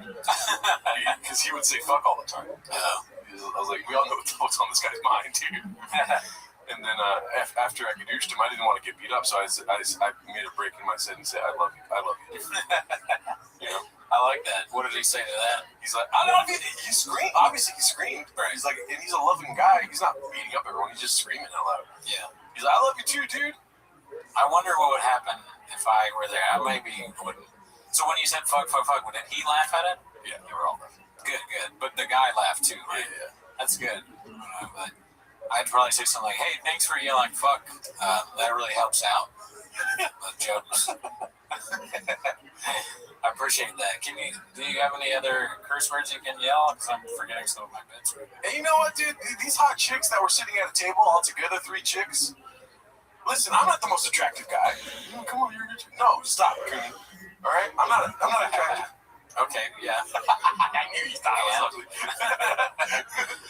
This is a camera show that we record. It's not like the Patreon where you can get an audio only. People can see what we look like. I'm a Chad, dude, but for ugly dudes. You know what I mean? Okay. All right. Now you agree. Wow, that's crazy. No, I said next possible. Okay, cool. The Chad for ugly guys. So these ladies are talking into my set, and I'm a lot better about this now because you know Gerardo before would be like, oh, let's get in this conversation for no fucking reason. Yeah. Baja mode, right? Yeah. I'm not doing that though. I'm just doing my set. I'm talking about Oscar de la Hoya. People are calling me Oscar de la Hoya, and I'm making it funny as opposed to being like, oh, well, fuck you and your whole family. You know, whatever that I would say before. Yeah. And then I know you and your whole, not fuck you. But anyways, that's a bridge too far, dude. Fucking a whole family. Yeah. That's wild. I guess that would be kind of funny as a threat. And so, because kill you is like you're angry, but it's like I'll fuck all of you. They're kind of confused now, I think. But so these hot chicks, right? They're talking in the middle of my set, and one of the jokes I have is like, I was gonna do a mouth swab, but I brush my teeth every day, so I'm fine, right? And they heard that while talking, and they went, "I hope you do." I'm like, listen, either talk to yourselves and don't talk to me. You know what I mean? Because that's hurtful now. Yeah. And now I know I'm a fucking ugly Chad, dude. They're drunk. Yeah. No, they weren't drunk. They weren't drunk. They were coherent. They were coherent enough to have a conversation and hear what I was saying, and then gadoosh me at will, dude. You know what I find interesting about that is recently you've had a few teeth things. Yeah. Right? My voice cracked there, but yeah. But you had the thing with the guy where he's like, hopefully you don't end up one day without teeth or whatever. Yeah. And then you have a thing with your was that during the bit about your therapist where he's missing a tooth? Yeah. Okay, so you're kind of bringing it on yourself. Yeah. That's probably why. And then I was like, and then I said I got a mad on stage, but I controlled myself and I was like, yeah, I got pirate teeth, you know what I mean? But it's teeth, vagina, not booty. Oh. So you kind of threw it out there a little bit. I was like, I eat a lot of pussy. It's like I'm the freak Chad ugly guy that eats fucking pussy all day long. And then I wonder, what did the women do after that? Obviously came in their pants. They came so hard they shit themselves. What do you want me to say? Like, yeah, you hung out after the show. Force them. You know, force them. This is what I've been saying lately, is that she was so wet she shit herself. Yeah. Is that funny or not? It's kind of like random. So yeah, I laughed a little bit. But you know, granted, we all come from a very heavy imaginative society where we can imagine things. I put that thing in your head, and now you're seeing a girl that's so fucking wet that she shit herself. I'm sorry, guys. I'm sorry. It's so stupid. Anyways, we can stop talking about that. That would be kind of funny, like in a way, if you said you do the joke right, and then it gets a laugh or whatever, and you go, man, that was so funny. She's just shit herself. Can you point at one of them because it's so like, why would she poop? You guys, you smell it? But that might be too far. She shit herself. She has poop in her pants. Maybe you could sell it like into anything. Like that guy just pooped his pants. And then every once in a while you go, you sure you're just gonna sit there with the poop in your pants? But this is the kind of stuff where I can do it and the audience is just they're not into it at all. Which is part of my fear of doing a stand-up bit with a boobs thing. Because when you do a joke like that, if you do it and no one likes it, not only is it no one laughing, but you're also the sexist guy. Now you're the guy that loves huge tits. And that too. That or anything sexual or embarrassing or maybe like on the line of acceptable or not. When you do it and no one laughs, it's so much worse than just bombing with a normal joke. Yeah. Because then people, or at least I think, that they think I'm now a sexist. Right. And not funny. So it could have just been not funny. But now I'm, add in whatever horrible adjective I think that they think. You know what, dude? And not to psychoanalyze you or anything, but you're putting a lot on the audience. Maybe you are sexist. At the end of the day, you're like asking yourself this question when it's like, no, I know I'm not a sexist, dude. It's kind of funny to even like say, am I, when I said something like I said before? Like like of course, you just said something sexist. What do you think that makes you? But I don't think I am. No, you're good, dude. I think you're cool. That's also, I mean, most likely the audience doesn't give a shit whether you listen. It doesn't matter what you do. They don't care. They're either going to laugh or not pay attention, but it's rare to be so unfunny that people have a thing where they hate you. Yeah. But you think they hate you if they don't laugh. Yeah. It's wrong. Oh, you know what's funny about this guy that was screaming the whole time? So the comic after me goes on stage and he's trying to call back to me, and I'm like, Doc, just do your thing, dude. You know what I mean? Yeah. I'm treating him like the barber now. I'm like, dude, just do your thing. But he's like, where's Gerardo at? And I'm in a dark corner. That's what I do. And when I go on stage, I don't want to be talked about after I get off stage. I want to do my silly thing and get off stage. But these people nowadays, dude, stand-up is dead. Because they're like, where's that other guy that was writing jokes? You know what I mean? Oh, douche. Yeah. And so he starts doing that. And then he says it a second time where he's like, where is he at? I'm like, I'm right here, dude. Like, is this what you need for your fucking... I didn't say all that. But I'm like, right here, and he goes, something. Something about my blind guy joke. Oh, yeah, the cocaine thing. So something about that. It's like that. And then whatever. And then he starts involving the drunk guy, who has now sat next to the three hot chicks. He's like, yeah, mind if I sit here? And they're like, I don't care for my safety. Go ahead. And then he's still loud. He's still there. Here's the thing about the drunk guy that I appreciate. What's that? The man on stage was trying to involve him, and he wasn't doing it in a meanie way, where he's like, get on stage. Oh, right? Okay, yeah. He was involving him like, I'm going to make fun of you the whole time. Yeah, but stay there. Yeah. What did the drunk guy do?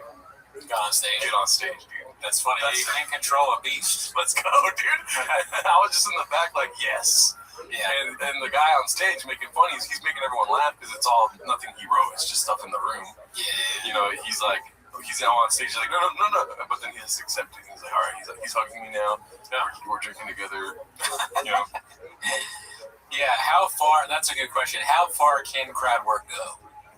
So they come on stage with you, you're hugging, like, then what happens next? Are you, like, what's the next logical thing? You're dating? You're dating your family now? Like, you know. And this guy's instinct was just to, I'm going to buy people drinks. Like the comic. The drunk guy or the comic? The comic.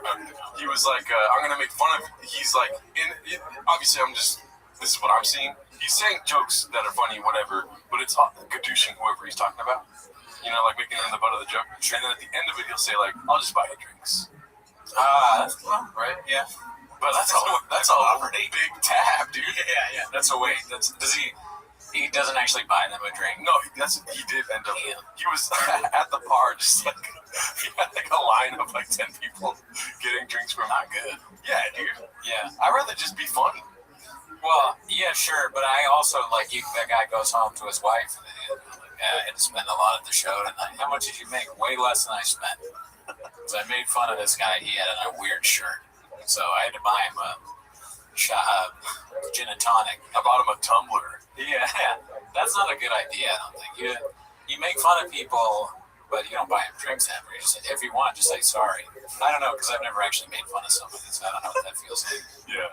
So, I just don't know. Speaking of comedy, do you want to pull up that post? Sure.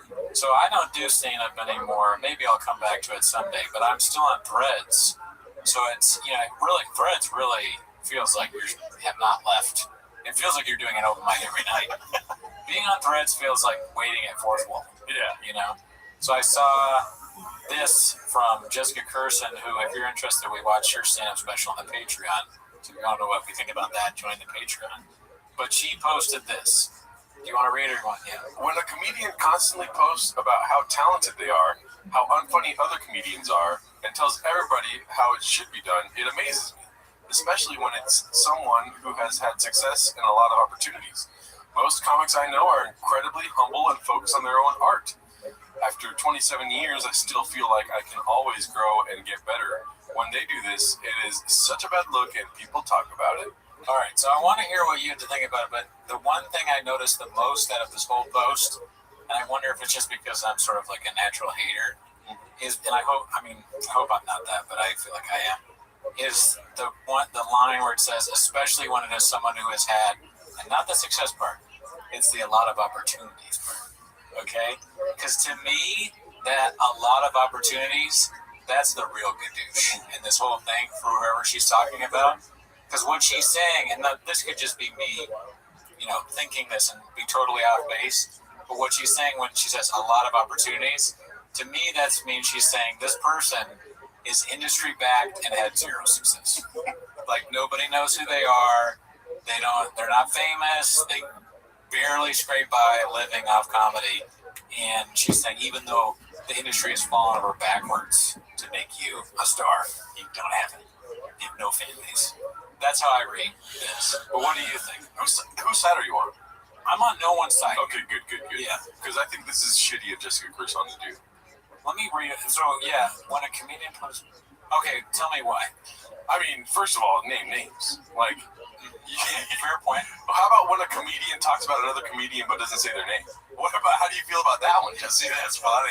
You should have retweeted that. I mean, like, how about it? Fuck. Why did no one do that? Yeah.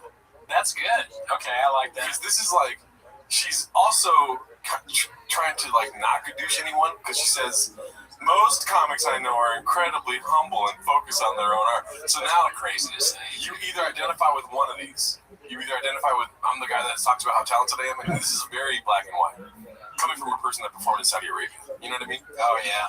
And she's like, and then humble brag after 27 years. So you're talking about how funny you are.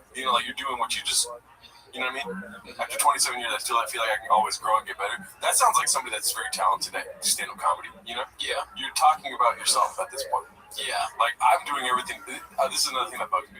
When people claim they're doing everything perfect. Sure. Okay. Is there any, I guess, a devil's assistant. Also, to say people talk about it like she's in some secret society of people that are talking shit about this comic that thinks he's so good. Like, when they do this, it is a bad look, and we're talking about it. Like, we're never going to let you work again, kind of thing.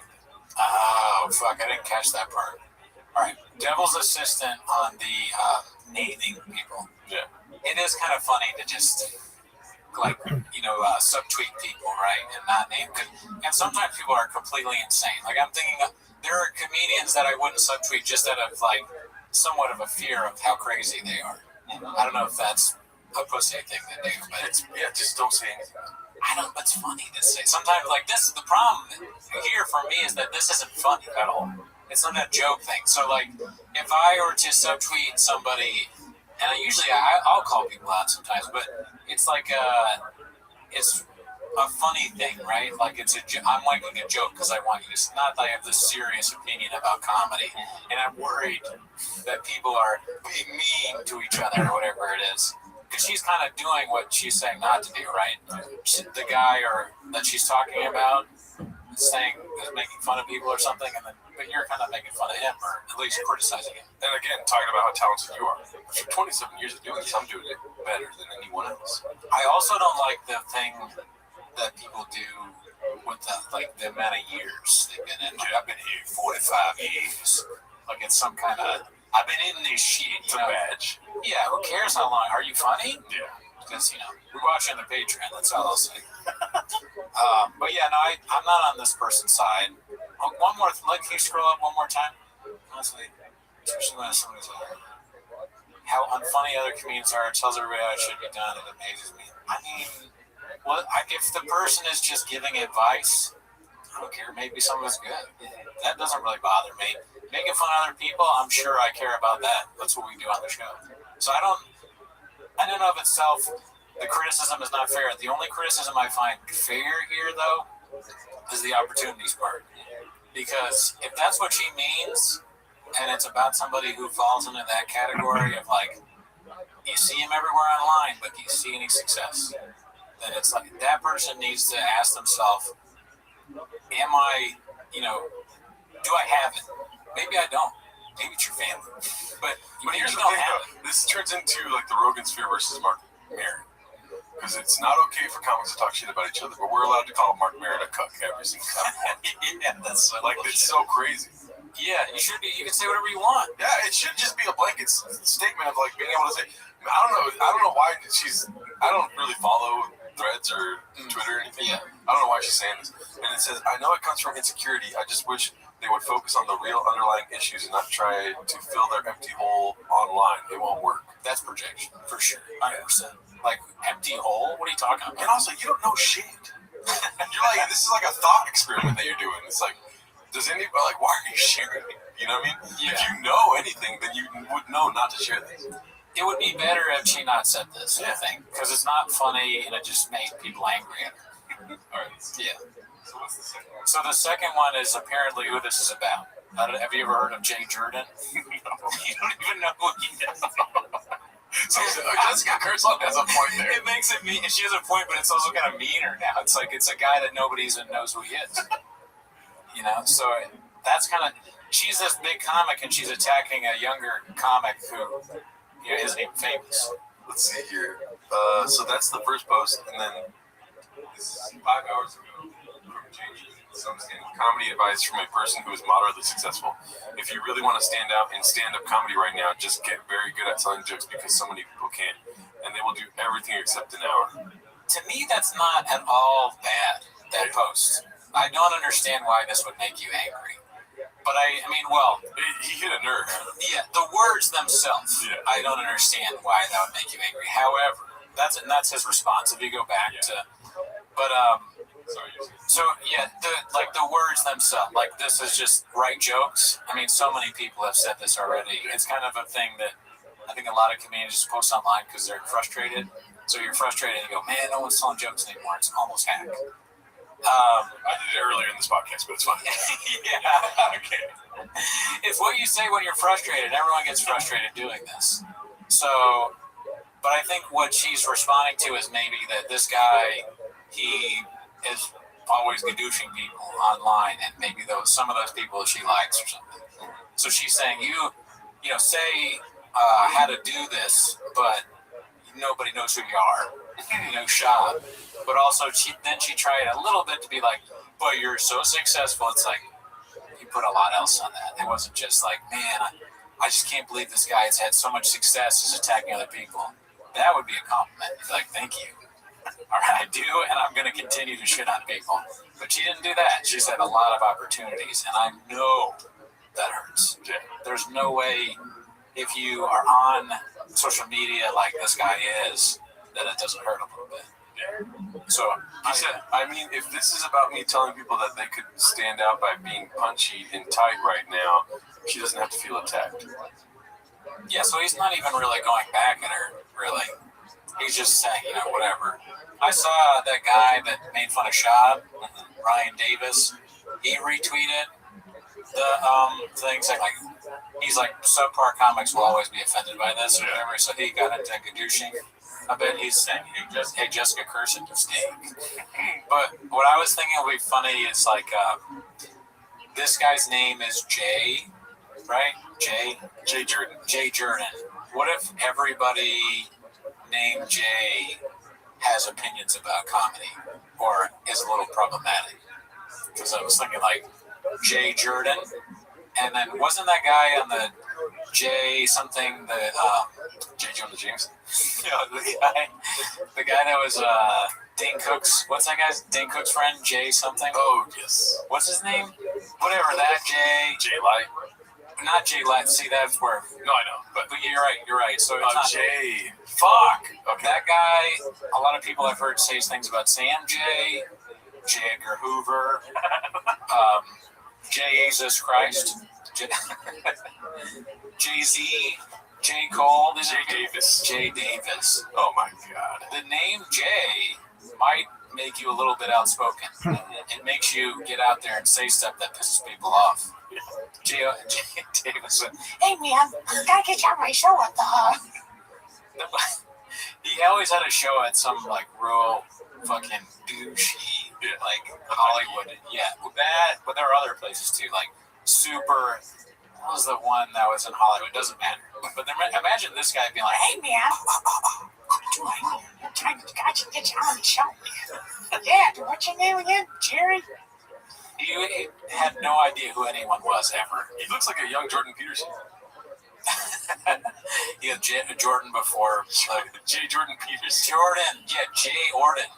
Anyone with J, they're gonna say some shit. Yeah. They could be a problem. That's what I'm saying. Stand-up comedy is going to save America. There's another guy. We're not allowed to tell jokes anymore because we don't clean our rooms. That's Jay Orden Peterson. Jay Washington, I see him post a lot about comedy. It's something about that. Why, yes, Cooney, I love huge titties. Thank you for asking. Jordan's got to get into stand-up, dude. That's the next move for him. If Brendan Schaub's not going to do it, why not? Jay Schaub. Jay Schaub. Am I on to something? Yeah. Tell me if I'm wrong. Jay Rardo. Jay Rardo. I talk a lot about comedy. You know, like, then you got people like me and Brendan Schaub. You don't hear a lot from us. So I'm just saying, it could be a problematic name. And the whole thing is overblown. Stop fighting. It's just a name thing. How about that? Yeah. How about that? Facts. Facts. But what do you think, though? I don't know what you were just saying, but No, not about that. Oh, okay, gotcha. I'm not serious. I don't think people would name Jay. But yeah, I mean, they're going back and forth. Is either of those valid criticism or advice? I feel like we're all in a big pond right here, and it's two little fish fighting each other. Little fish. Yeah. Okay. You know. Yeah. And the big fish is like, I'm busy. You know? That might be the case, yeah. I don't know I don't know anything about this whole back and forth though. If she's like said anything else. I don't know if she said anything. She's posted so much data. Okay, never mind.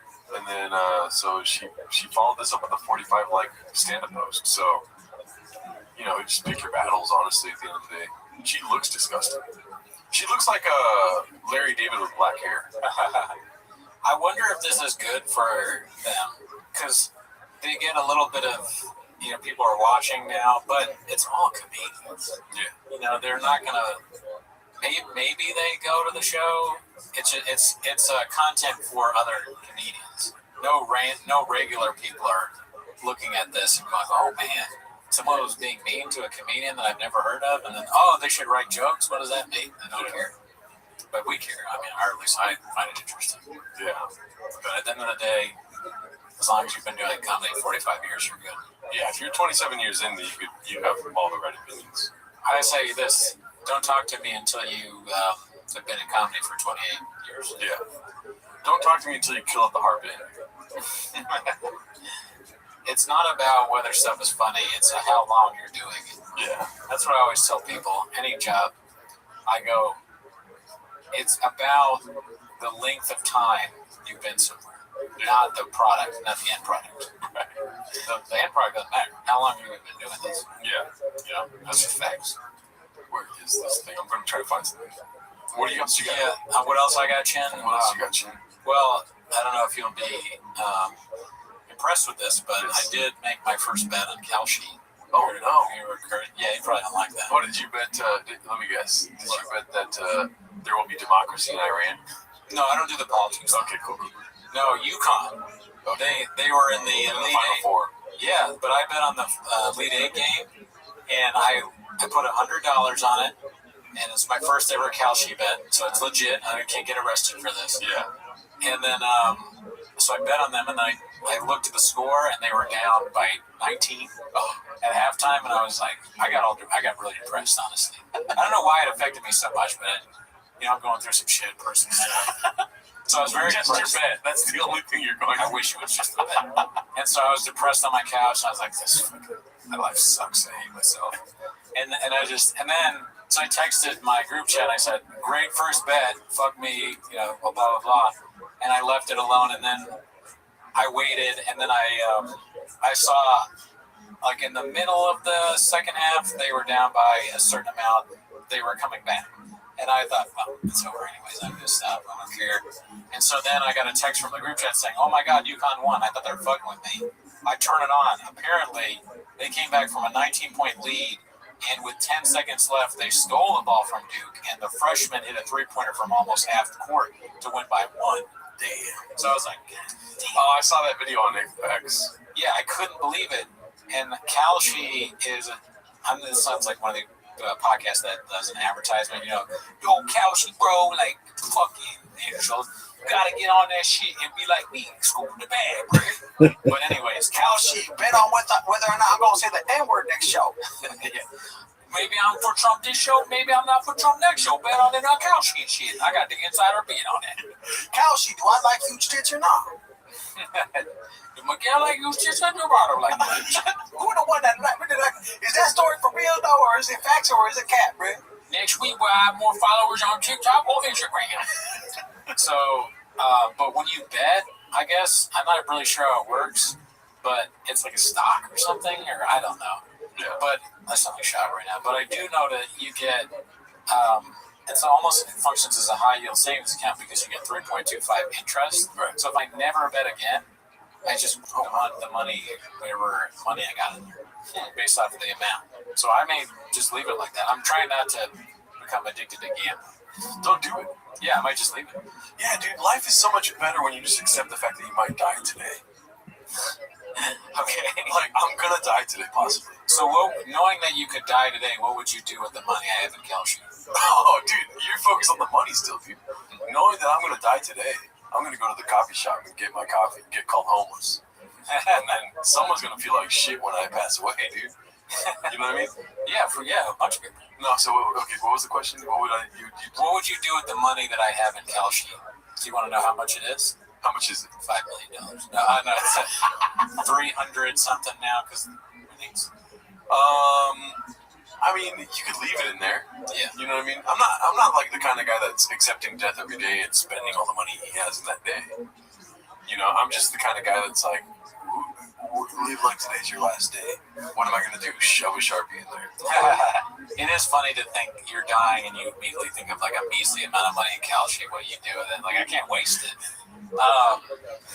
Essentially, I stream my life 24 hours a day, 7 days a week, 365 days a year for world peace, period. I've been doing it for more than 4 years, period. This is more data than any single individual has ever archived on the internet in global history, period. So I am standing to win quite a bit of money. 10 toes down. 10 toes down. So that looks good. Yeah. Quite a bit is an exaggeration, but enough where I'm like, this is the best March of my life. So,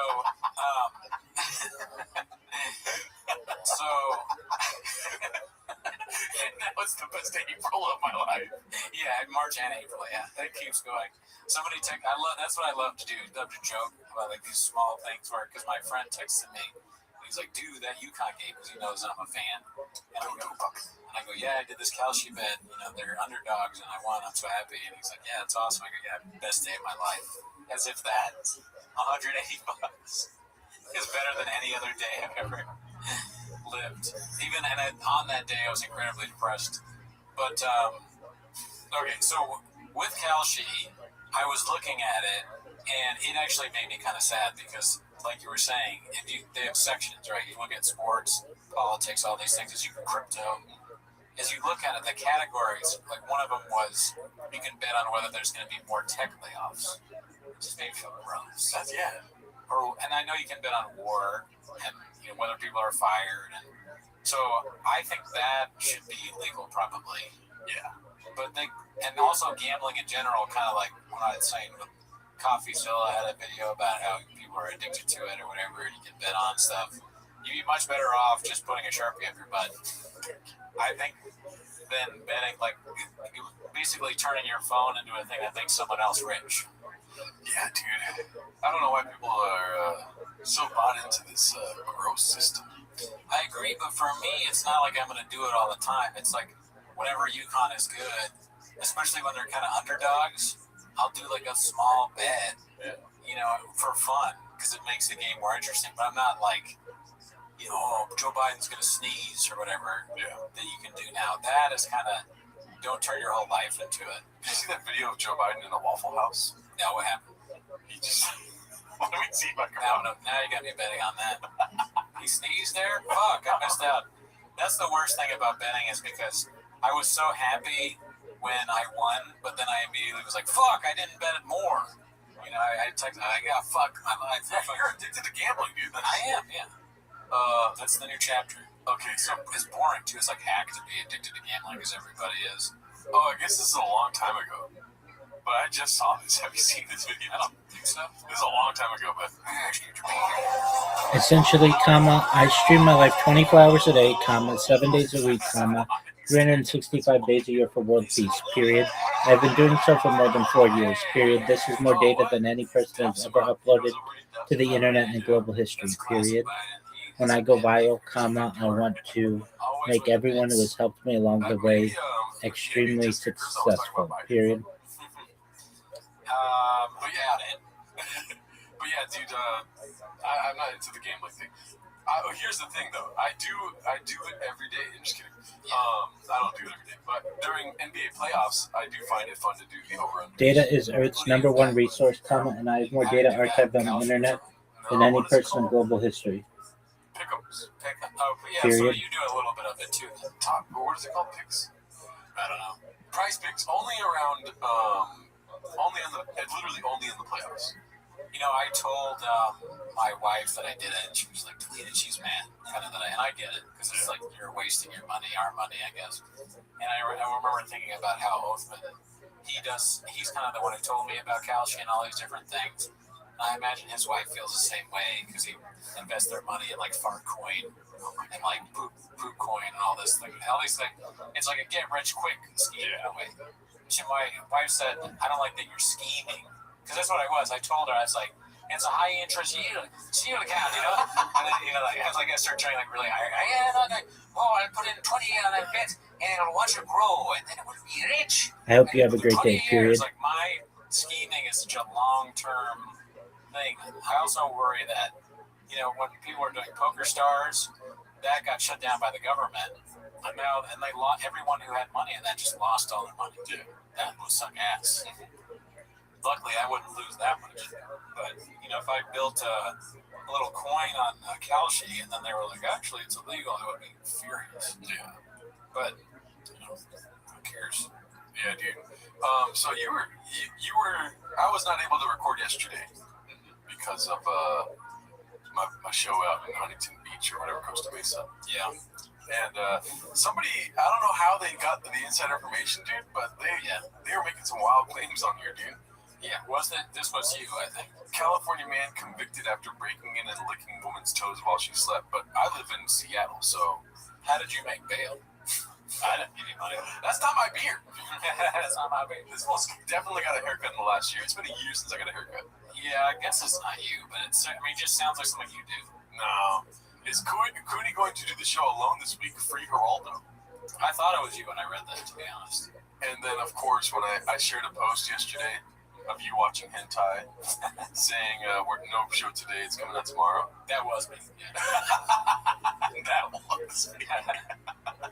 Hentai comes first. But I think DPT was like, "Oh my god!" Like he guessed it in the comments. He was like, "Jesus Christ!" So I was right. He's a funny guy. You know, he's got a lot of work to do to make up and towards being mod. But because Successful Meg is on top for sure. That and also problematic posts in the Reddit. Yeah. Oh yeah. My one idea I haven't told you, this is an unveiling. Yes. It's random, but there's been so many protests lately. I thought of an idea for a protest. What if I went to any protest, regardless of left wing, right wing, environment, guns, Trump, whatever it is, with the same sign, and every time it's a sign that says "Death to all wiggers." That would be powerful. Don't you think it could work in every protest? No. Why not? Because it's easy to just be like, "That's not real," and then they go on to people should go to these things. I mean, dude, don't get me started on the fucking. I'll hear you. Don't get me started on all the white people in South Pasadena going to the No Kings protest. Oh, really? No Kings? White people love Kings, dude. Like the Sacramento Kings? No, don't act like you're fucking feigning dumb for white people all around. I'm a king. I don't want to lose my kingship. You know what I'm talking about, Mr. Britain, Mr. fucking France. We fought a war to get away from them. You love it. There is some people that love the monarchy. Exactly. Like you watch The Crown. Oh, you don't. I saw a picture of you crying when Princess Diana died. That's not true. I didn't even know who she was. I remember when she died because I was a patrol guard, and somebody was sad, and they were like, I said, "Why are you sad?" And they said, "Princess Diana died." And I said, "Who that?" I didn't know who she was. And then I found out, I was like, oh, that's really sad. Who didn't know? Yeah, that's how I talk about it. That's why I want to get I want I just think it would be funny to have that because people are like, what is that sign doing here? And I'm like, well, it's part of the movement. You want you hate Trump. Well, guess who supports Trump? A lot of them do. Have you seen their music videos that they do? Yeah. That's a huge electorate. The environment. What does that have to do with saving the environment? I'm like, who do you think is fucking literate? Okay, that's them. Yeah. Here's the thing. Another gripe I have with the protest stuff is they all want honks. Like honks are some sort of currency that's going to change the government. So people are going to honk for that sign. So I would like to, finish my thought here. I would like to see you on a corner by yourself with that sign saying, please honk if you believe so. And then we can have a little counter on the side. To see how effective it is. Probably, it would be a help to any protest. I want to be in my car honking with the sign. I'm annoyed by all of them. I forgot about this. I wanted to show you a video of a guy with a crazy. There was a guy in Subway Takes or Metro Takes or whatever it's called. That guy was like the most ridiculous voice I've ever heard. It completely disconnected to what he looked like.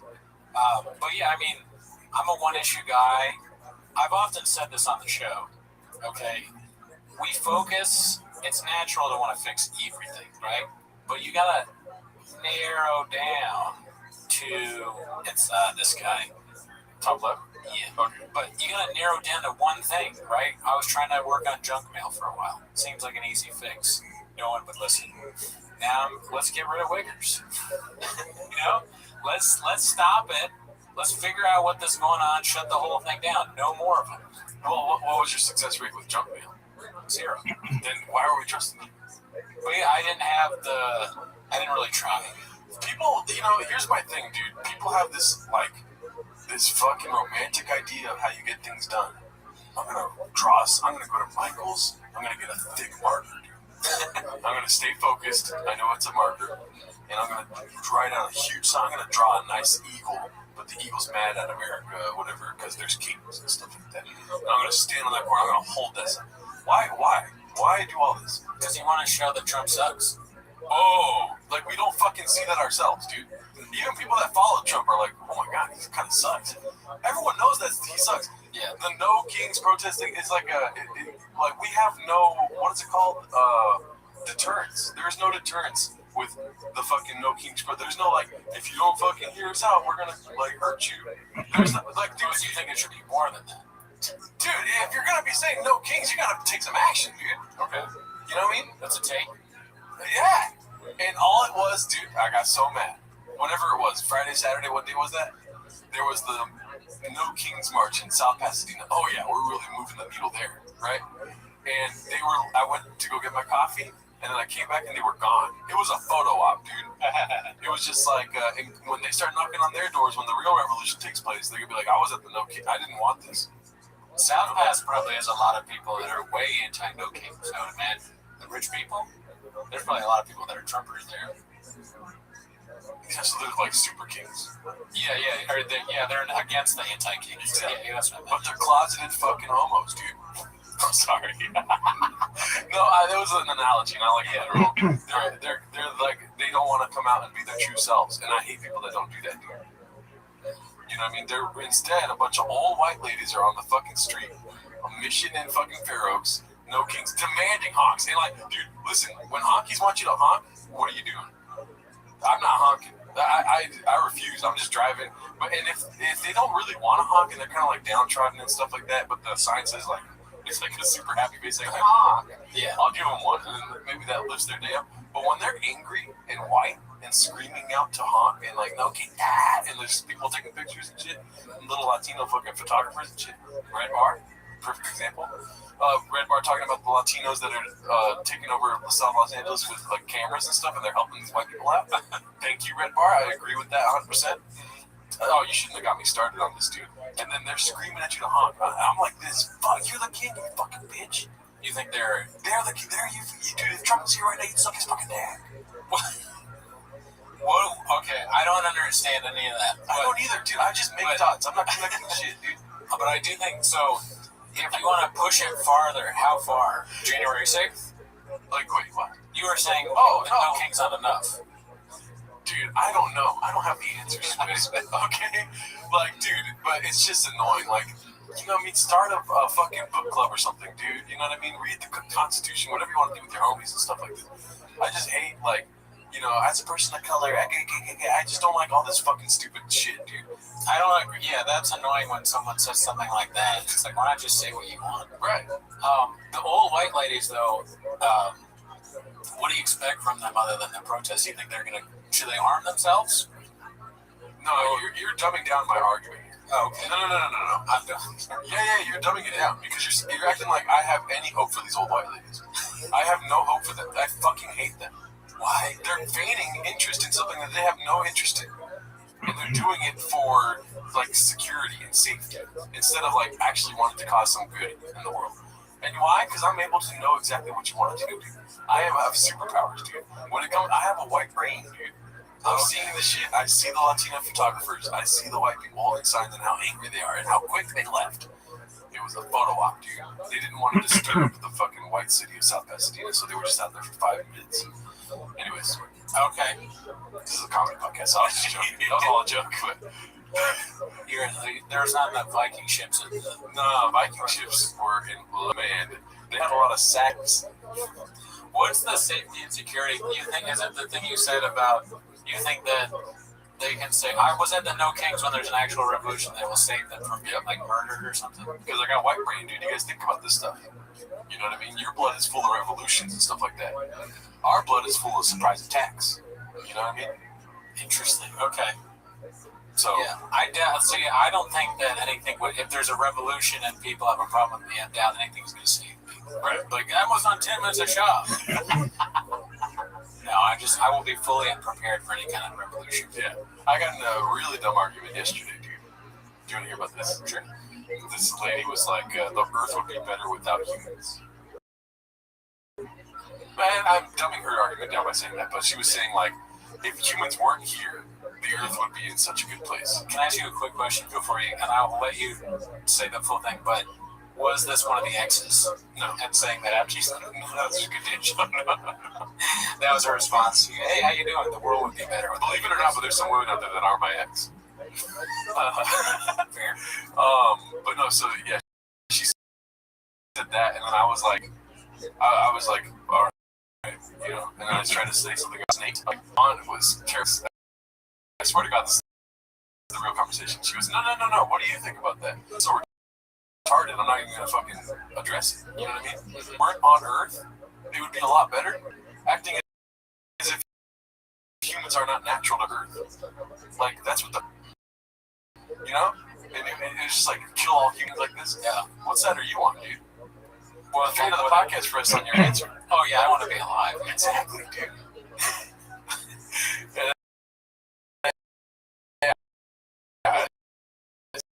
It's just a ridiculous thing. See, it's so ridiculous that we have. What was her overarching thing that we need to reduce population? Earth is better without humans. Like, if humans were not on Earth, it would be in a better place because of climate change and global warming. I guess it depends on what you imagine better. Yeah, I guess the world, it would be less likely that there would be, you know, a catastrophic event where life ends if there were no humans. Right, but I didn't even want to start the argument because it was like, no, but I didn't ask to be here, dude. You know what I mean? Right. It wasn't like you pick your Earth or pick your planet and I chose Earth. It's like, no, I'm natural to Earth. Like me putting a Sharpie in my ass, I had no control over that. That was natural. Yeah. You know what I mean? Fucking a squirrel or 2, 3. Yeah. That's not me. You should have told her about the Sharpies and squirrel. I bet that would change your mind. I did find that out, yeah, because I'm trying to get more exes, though. Yeah, it would shut down a chance of a relationship, but it would put her in place. You're right. Women hate to be wrong. You know, this was just facts. Yeah, but it's a ridiculous argument. And this is the whole thing about the no kings thing. Like, these things, like, who are these people? You know what I mean? These people saying no kings. You know? Well, you know, they think that Trump wants to be king because of his actions, and they're protesting that. Right, but my issue is, it's a lot of people going like, yeah, we're crazy, right? Where's the crazy person at? Like, yeah, we are standing for something. Who's gonna do it? Who's gonna stand up and fight the power? You know what I mean? And who's gonna? It's just like, and then they can just attach themselves to some sort of messianic leader that actually does some action. So you think that there should be like a violent, some kind of violence then? You're putting some crazy shit on me, but yeah, like I'm not the one out there saying no kings. You know what I mean? So I don't think there should be like I think things are fucked up for sure, but I know what I can control, and I can't control any of that. So I think the no kings thing is to show that they're not okay with what's going on. Like a large amount of people protesting, saying, "Look, most of the country doesn't accept this as like okay what Trump's doing." So that's the message. But I don't understand Start the a podcast, dude. Yes, and it would be much better if all of them had podcasts. Right. I'll never be against the podcast. I think that should be. That's the answer, dude. I'm so sick of people. Ooh, another podcast? How about you get an original joke to say? Like, I don't think any of that is funny. Yeah. That bothers me. Those people. You know why you don't have a podcast? Because you suck and no one wants to hear what you have to say. Yeah. Sorry. Next. You fucking losers. Suck my fucking dick. I'm gonna convince you one of these days to see where I'm coming from. I'm the worst representative of my own ideas, but I know what I'm talking about, dude. Well, I'm sure. I mean, because you know what's gonna help. What's gonna help above anything else is being nice to other people. sure, yeah. And I don't know what the end product of that is, and I also don't know how to control other people. I can't control you to be nicer because you're an asshole. I'm a bad guy. I'm bad guy. I'm bad guy. Be bad guy. So, like, I don't know. There's no hope for us all if you have this no kings protest ideal. Like this idea that I'm going to stand on the corner and make people feel shitty about themselves. If any possibility somebody's going to feel shitty about themselves. You mean like Trump's people? Right. Like anybody. Fuck the Trump thing, the Republican Democrat thing. Just like be nice to people. Go to a coffee shop where they call you homeless and then stick with it and like say hello to them every day. And I think you can be at a protest and still be nice to people. I doubt it. No, there's fucking their lungs are black. Their soul is non-existent. They have no interest but shit that they feel better about themselves about. It's a very selfish act to be like, I'm standing here and I'm presenting like that I don't believe that this is right. Who gives a fuck what you think? You're stupid. You've probably never read in the last 3 years, and you're watching algorithms from billionaire tech companies that are telling you how bad things are. You know what I mean? When really life is great at the end of the day in this little body that I have. Life is great. The shit sucks over there in the fucking other world, right? Yes. Yeah. It still doesn't change how great life is for me. I live in Southern California, dude. This is amazing. You know what I mean? The billionaire tech companies would be in support of Trump. So that's what I'm saying. Yeah, so that's exactly what I'm saying. Yeah, they don't want to protest. I know, but dude, you're telling me that all these white ladies on the street are not scrolling Facebook, Instagram, and Twitter? You know what I mean? And they're organizing through some other billionaire's fucking app? No, because that doesn't make any sense. Why would old ladies be on Instagram and Twitter? Maybe. Yeah, Facebook. But like a lot of old people aren't even on Facebook. Well, here's the thing, dude. Yeah. Well, how do they know how bad the world is? Because of these billionaire tech companies. That's where they're getting their information. They get their information from the news, which is also being controlled by Trump's cronies. That is a fair point that some of that is now being controlled by tech companies. Yeah. But the idea that they're also trying to suppress, I mean, Bezos cut half the staff. He didn't let them do, what is it called, the endorsement? They weren't allowed to do an endorsement last presidential election, so they are actively limiting the amount of information you get. Right. In support of Trump. So that's where your argument loses me. That and also, I think you're supporting my argument. It's like you're acting off something that's been fed to you, as opposed to just realizing that all around you, life is already actually pretty good here. You know, I mean, life is good for us, sure. Right. But what Trump is doing, if you're asking me my opinion, is not good. Mm-hmm. So that's why they're protesting. Also, the whole selfish thing, I disagree completely with that, because I think it's a lot more selfish, and I include myself in this, to not do anything. Because I don't like Trump. I don't want to go to a protest in the hot sun and hold a sign. I don't want to do that. But if it was easy to do, I would do it. If I could do it from my couch, if I could protest from my couch, I'd be protesting all the time. If I could protest while looking at my phone, betting on Calcio games, I'm protesting every night. But I am too lazy to do that. I don't want it. That's the only reason I don't do it. The people that are actually going out there and standing for a whole day to express their political view, it doesn't even matter if it's no kings or it's another thing. I'm kind of impressed with that. I don't know how you do that unless maybe you're retired or you imagine someone who has a job and take time off to do that. That is the least selfish thing you could possibly do. So I don't agree in any way with that. Yeah, that it's selfish. Unless you're talking about people who are just doing it for likes on Instagram or whatever. I never said likes on Instagram. That would be selfish. Right. Yeah. Yeah. And, we could disagree. This is a political podcast, so we just talk about this and we disagree, we agree. Yeah. And that's why people from both sides watch this and they go like, yeah. Yeah. But that's the thing. I think it's incredibly selfish. Yeah. Because it's just like, I think it would be, I don't know how to say this with YouTube listening to me, but like, yeah, dude, there's nothing being done. Like, if anything, it's like, it's just some weird thing to like talk about at a cocktail party. And the reason why, my evidence for it being selfish is if I say some sort of joke that is pro-Trump, because it's a joke and I'm acting as if I'm pro, I do this all the time with my mom, she is a Trumper. Sure. If I say that and it turns somebody off, like as in like they don't want to talk to me anymore in a public setting like a bar or whatever it is, then yeah, dude, this is constantly happening all around. It's just like this weird fucking black and white-ism thing that, like I was arguing earlier, the tech companies are kind of forcing us into, where you can't even listen to another human being. Fuck political party, whatever. It's just like, you are literally taught how to respond to people that are nearby you, based on some shit happening in Silicon Valley or in Washington, D.C., when we have communities here. Everyone wants to talk about we should be living in a commune or some shit like this. It's like, we have communities here.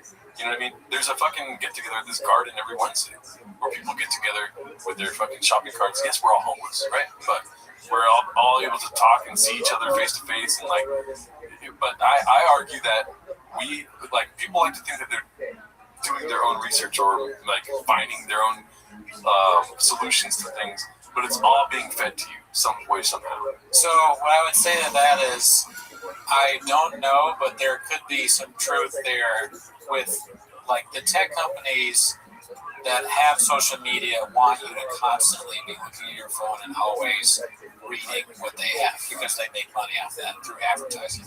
So if that leads to you fighting with people online or in person and not listening to the other people, then yeah, that is part of it. They don't really have a political party. The party is their own pocket, right? So they'll do whatever it takes to increase their pocket. So there's some truth to that, for sure. As far as somebody not listening to you because you make a pro-Trump joke, that's annoying. I don't really care if somebody voted for Trump or not. It's not a big deal to me.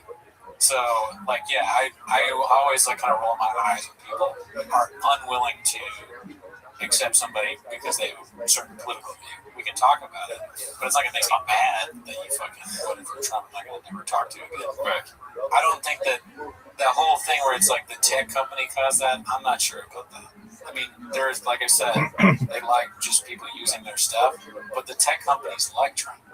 They want you to vote for Trump. It's good for you. It's good for them if Trump's in power. So, so that's why I don't see this whole it's just that they support Trump. Yeah. So it's good to why not protest both of them? Get some of this influence that they have over everybody out, or outlaw some of this stuff. Yeah, that they're doing. I don't know, dude. I play 5D chess every day. I'm over here. 4D is too little for me. You know what I mean? So I'm on 5D chess. Okay. 50 chess. Yeah, chest. 50 double D's chest. Yeah, dude. I mean, no kings protest. It's like some label or something.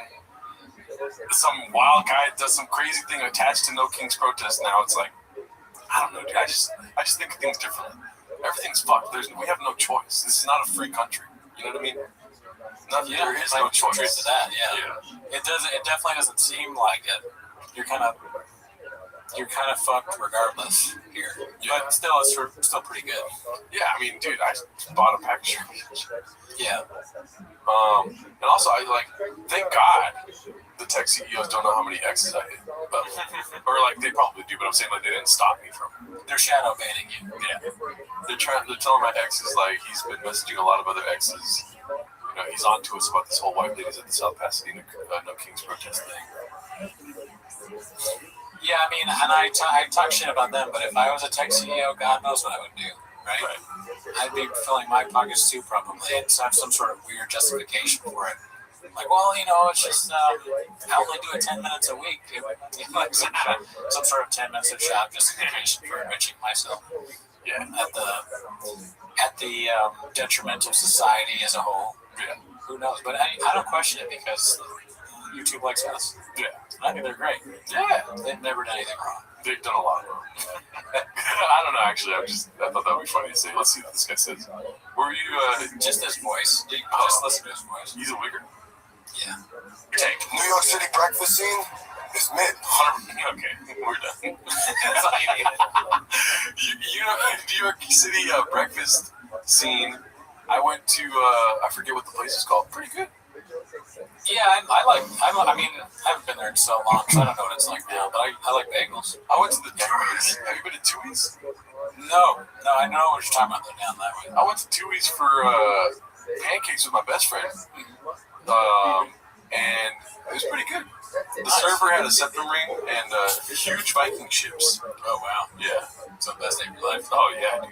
2 things out. I would say it's worse than It's underwhelming at the least. It doesn't exist anymore. You didn't ask my explanation. I'm going to explain it because I already agreed. I feel like which is rare. This one never agrees. But listen, all the diners is gone. They're getting extinct by the day. You know what I'm saying? I feel like the choices now, either you go into the deli to get a deli sandwich or you're paying like $100 for salmon carpaccio for brunch. You know what I'm saying? Like, I want a stack of blueberry pancakes. I want some eggs. I want some sausage. I want a plate with syrup all over it. Yeah, you some want home fries. You want a big boy I want a breakfast. big home style breakfast. See, I want a big boy breakfast. I want a big boy breakfast. That's what I want. You know what I'm saying? Give this man a big boy breakfast. New Yorkers, we're always on the go, so I feel like we started to neglect breakfast. You know what happened? They introduced bars. I don't want a mimosa. I want a stack of pancakes. No, not that kind of bar. Like a little bar. Like a bar for breakfast. What bars? Like a protein bar. Like a Cliff Bar? Yeah, don't tell me you eat a Cliff Bar. Nah, definitely not. But listen, I feel like we're resting on the laurels of bacon, egg, and cheese and bagels. I know, I agree. Like, we own the bagel, we own the bacon, egg, and cheese. It's time to expand. This is true, but can I give a shout out to Baby Blues Luncheonette? 100%. Correct? So, fuck is this guy? Here's what I'm saying with this, What's right? he doing on there with 43,000 followers? A lot. He's a numbers guy. What I'm saying here is this: if we don't start my idea, which you should on protesting, I don't think it's an unselfish act to hold that the wingers sign. If we don't do different that, than No Kings, but yeah, I agree with the No Wiggers. okay, thank you. But if we don't do that, this is where we're heading. That on like a campaign, like a presidential debate. Yo, check this out. If I become president, dog, this will be breakfast. It's gonna be fire. Everywhere you go, bro. Like, we ain't gonna rest on our laurels and shit, bro. I think he would agree with me on the white ladies in South Pasadena, at least. And does that help your point? Dude, there's this one white lady out here named Teresa. She's a fucking menace, dog. She's been burning bridges with all the businesses, and you can see it happening in real time. She has a very distinct walk. Like, she's such a character that Daniel Day-Lewis can play her and win a fucking Oscar. What's she doing? She's got a fat ass, too. She's old. Okay. She's an old lady with a fat ass, and that ass is making her walk in a crazy way. Okay.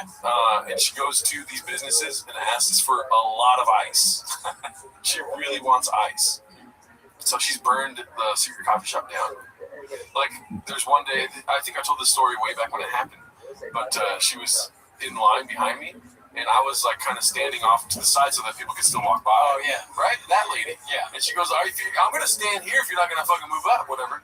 And then I was just quiet the whole time, and then, barista was like, "Thank you so much," whatever she said to me because I didn't freak out. She's like, "I know you lose all the time, right? Yeah, I heard your whole No Kings thing, but." And then she got burned there. She's banned there now because she was like trying to get ice and pay for whatever the fuck, pay for the ice and then stay in the lobby. But you're not allowed to do that. You gotta buy a drink to stay in the lobby. She's fucking trying to fight everyone. She's insane, dude. And like if we're ever in South Pass again and I see her, she's always out there. Yeah, I'll point her out. Okay, I can't wait. And so she goes to the Starbucks now because I frequent the Chipotle here. I get points and I get a fucking free entree. I get a free chip sometimes. And she's a menace, dude. I try to stay away from her as often as possible. She's always around the corner, dude. So I think she represents all white women in Pasadena, South Pass. Right now, homeless. She's not homeless. She's got a home. She's not homeless. Okay, she has a home. She chooses to go out and menace society over ice, and just if you're in her path, dude. Here, yes. Might be the mom. She might be the mother of Lord Junko or whatever his name is. Lord Sco. Like, you white people love lords. You guys love fucking dukes. You guys are all about it, dude. Princes, dude. Kings, monarchy. Mm-hmm. I've always been a big monarchy guy myself. There's something to what I'm saying, and the comments are gonna agree with me, dude. Okay, you guys are out here a fucking queen this, king that, fucking. You guys love card games, you know what I mean? The king, jack, fucking archdukes. I didn't even know that existed. Archduke Ferdinand. Franz Ferdinand, yeah, right. What you guys love wards, fucking Lord. What else is there? The jesters. No, that's the clown. Oh, so you don't like the clown then, huh? No. Oh my God. They're all jesters. Jesus Christ, no jesters. I love Viscount. Oh, Viscount, yes. Yeah, that's another one. I'd love to be a Viscount. Yeah, like counts. You guys like fucking vampires. Count. That's right. You guys are all about fucking slasher films. Like these things are all like the white culture is very violent and very controlling, dude. But then like Spain had that and all those countries. And then also king. That's also all countries had that, kings, princes, and all that stuff. Maybe Africa and plenty of kings. Moctezuma wasn't king. Chief. I don't know. Chief. I wonder. Chief is essentially that, right? Yeah, chief's the same thing. I would imagine. What was I gonna say right now? Or is it? Is your son become chief? Oh, did you see the clavicular thing? What happened with him? Channel 5 interviewed clavicular. Oh, I heard about that. Yeah. You didn't see any of it?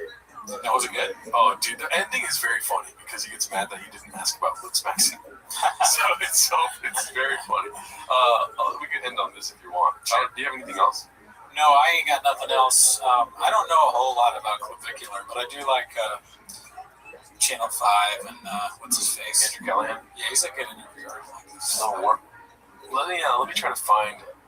He's clavicular, hit himself in the face with a hammer or something and make his bone structure better. Smokes meth. Well, he kind of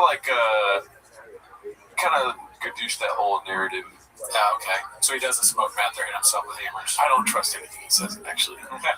That would be like the easiest thing to convince me of, is a random person saying, hey, I actually don't hit myself in the face with a hammer and smoke meth. I'd be like, yeah, that sounds about right. Either. I wouldn't either. Why would you do that?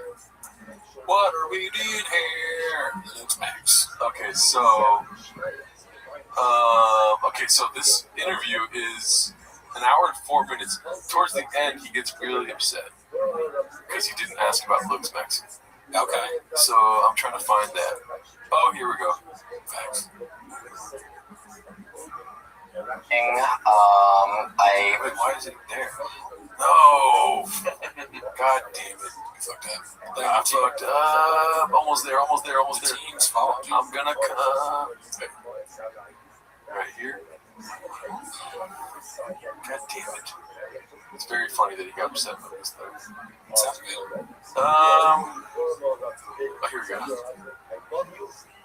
A lot of people like to talk about that in interviews, and it's like, dude, what's the relevance? Like, how's that even correlated with looks like? You talk about mainstream coverage and the magnitude of coverage that has came after some of these controversies and the things they get wrong. Yeah. So I'd say that would be something that they get wrong. That political. So when you were with those guys, you didn't know it was going to happen? No, I mean, no. So they're talking about the Hitler thing, and then he's right after that topic, he gets upset that they didn't ask him about looks back. And then, which this is targeting the latest Gen Z, so like the average channel fiber. That's good. I think it's super interesting too, like the volume of content they seem to appreciate. They like content filmed over a long period of time, like 8 hours of content straight, and they want it live. Whereas our audience prefers a more polished, maybe 15-minute piece that's like a bunch of footage edited perfectly and has like a narrative arc and a through line. Yeah, I think there's all sorts of media that people enjoy, but I think the main part of streaming that people enjoy is just like not knowing what's gonna happen next. It sort of seems like in a lot of my streams, like things can take a turn for the worst, the best. Like you really don't know what to expect. I don't know what to expect because you're filming so much stuff. It's like a lot of things can happen. Is there any moments you regret from streaming? Not really. Come on, dude. What are you waiting for? Person asked me specifics about how do these two things interact. Jesus Christ. He started doing meth a lot, he was saying, for looks maxing. Oh, we want to interview him about looks maxing. And then start asking like political questions. And I'm just like, okay, like I don't mind it. You know what I mean? I'm not. He minds it. He minds it. He can't even look him in the eyes. I don't mind it. He's doing this. It makes sense. Yeah, I get that. Like afraid to answer anything, gone through every single question of yours besides the one about my security, which is a little bit weird. But not a single attempt at anything in rehearsal max. Okay, what's a question I should ask you? Well, that's up to you. What am I going to tell you how to do your job? You want me to ask you about specific scientific questions about different looks maxing methods? Well, it's like if I got upset that you didn't ask about squirrels when somebody was interviewing me. That's pretty funny. Yeah, we go in there being like, well, I know they're going to ask about my small teeth, and then they start asking me like my political views, and I go, well, I'm a little offended, honestly. Talk about goblins. Yeah, whatever. But now you know who I voted for, but the stuff people care about, it's actually, now that I say it out loud, it's a little bit valid. Who gives a shit what this fucking idiot thinks about politics? Why are you asking him that? You're part of the problem. Well, you're believing. This is why I don't trust our little argument about the Kings. You're believing clavicular. You didn't ask only political questions. That's crazy. I mean, I didn't watch it. Right, exactly, dude. I'm doing a bit, dude. I'm not coming up here. So I was doing a bit, I was doing a bit too. I smoke meth. Anytime I say I hate all white women, you can probably assume I'm in a pit. Oh, that's true. I can get carried away. Let's see here. I mean, you're not happy with the question about the peptides or the bone smashing or anything like that. I mean, yeah, he literally asked about bone smashing, and he's like, that's literally a question about looks maxing, and then he's acting as if he didn't ask a single question about looks maxing. If somebody says bone smashing and pisses you off, instead of getting pissed off, you're going to talk about my ex. That's that was more of a bone smushing. Oh, both are good. It means I had sex. I love tortas. That's great, dude. Parody song instead of Love Sosa. I love tortas. Heavy ones. Not identify anything that you have a curiosity about, maybe you wake up with dark circles in your eyes one morning, and even something like that. I mean, just even if you don't give a shit, I mean, it would be at least you put a little bit of effort into it. I think I've done a pretty good interview. From what context? Because if it's from the context of what you guys reached out. Do you know this is happening consciously when you are talking with somebody and you're like, this is not going well, and then but you can't stop yourself but continuously disagreeing with them? I do this all the time. That's why I'm asking. Yeah, I think so. So I have some empathy for Mr. Clavicular here. However, he did a number on Twitter. What's that? There's a clip from this where he says he's going to bars and watching sports games with your friends is totally don't ever do that. There's no return on investment there. That's crazy. People got mad about that episode. Yeah, dude, a bunch of fucking people from Tams. It's like, fuck your mother. I mean, it's a joke, right? If he's actually serious that he's mad about them not asking about look maxing, that's that's not going to look well for you. Right. So, of course, you can't win that argument. However, I see what he's saying because all he knows about is looks maxing. That's his whole life. Why are they asking about anything but that? Did you see this guy kill a fucking alligator? Who killed an alligator? Clavicular? No. He like just unloaded a clip on an alligator. I don't like that at all. No, he's a terrible person. Yeah. So why is he even being in? That's my question. Really. Is I like Channel 5, but I remember seeing this and thinking like I like watching now for the podcast. It's funny, but in the grand scheme of things, I didn't watch this because I don't give a shit what he does or says. I don't have anything against him until now. I heard he killed an alligator for no reason. He unloaded a clip. Yeah, that's lame. And he's just boring. Like looks maxing. Is that even you made yourself taller with a horrible surgery? Next. I don't know what the point of that is. You know what, dude? I'm not for the no kings, dude. Okay. I want you to be king, dude. Oh, thank you. You sit in the fucking throne and you go next. But unfortunately, what the public doesn't understand is when you say next, they get killed. Yeah, probably. Yeah. It depends. Yeah, most likely.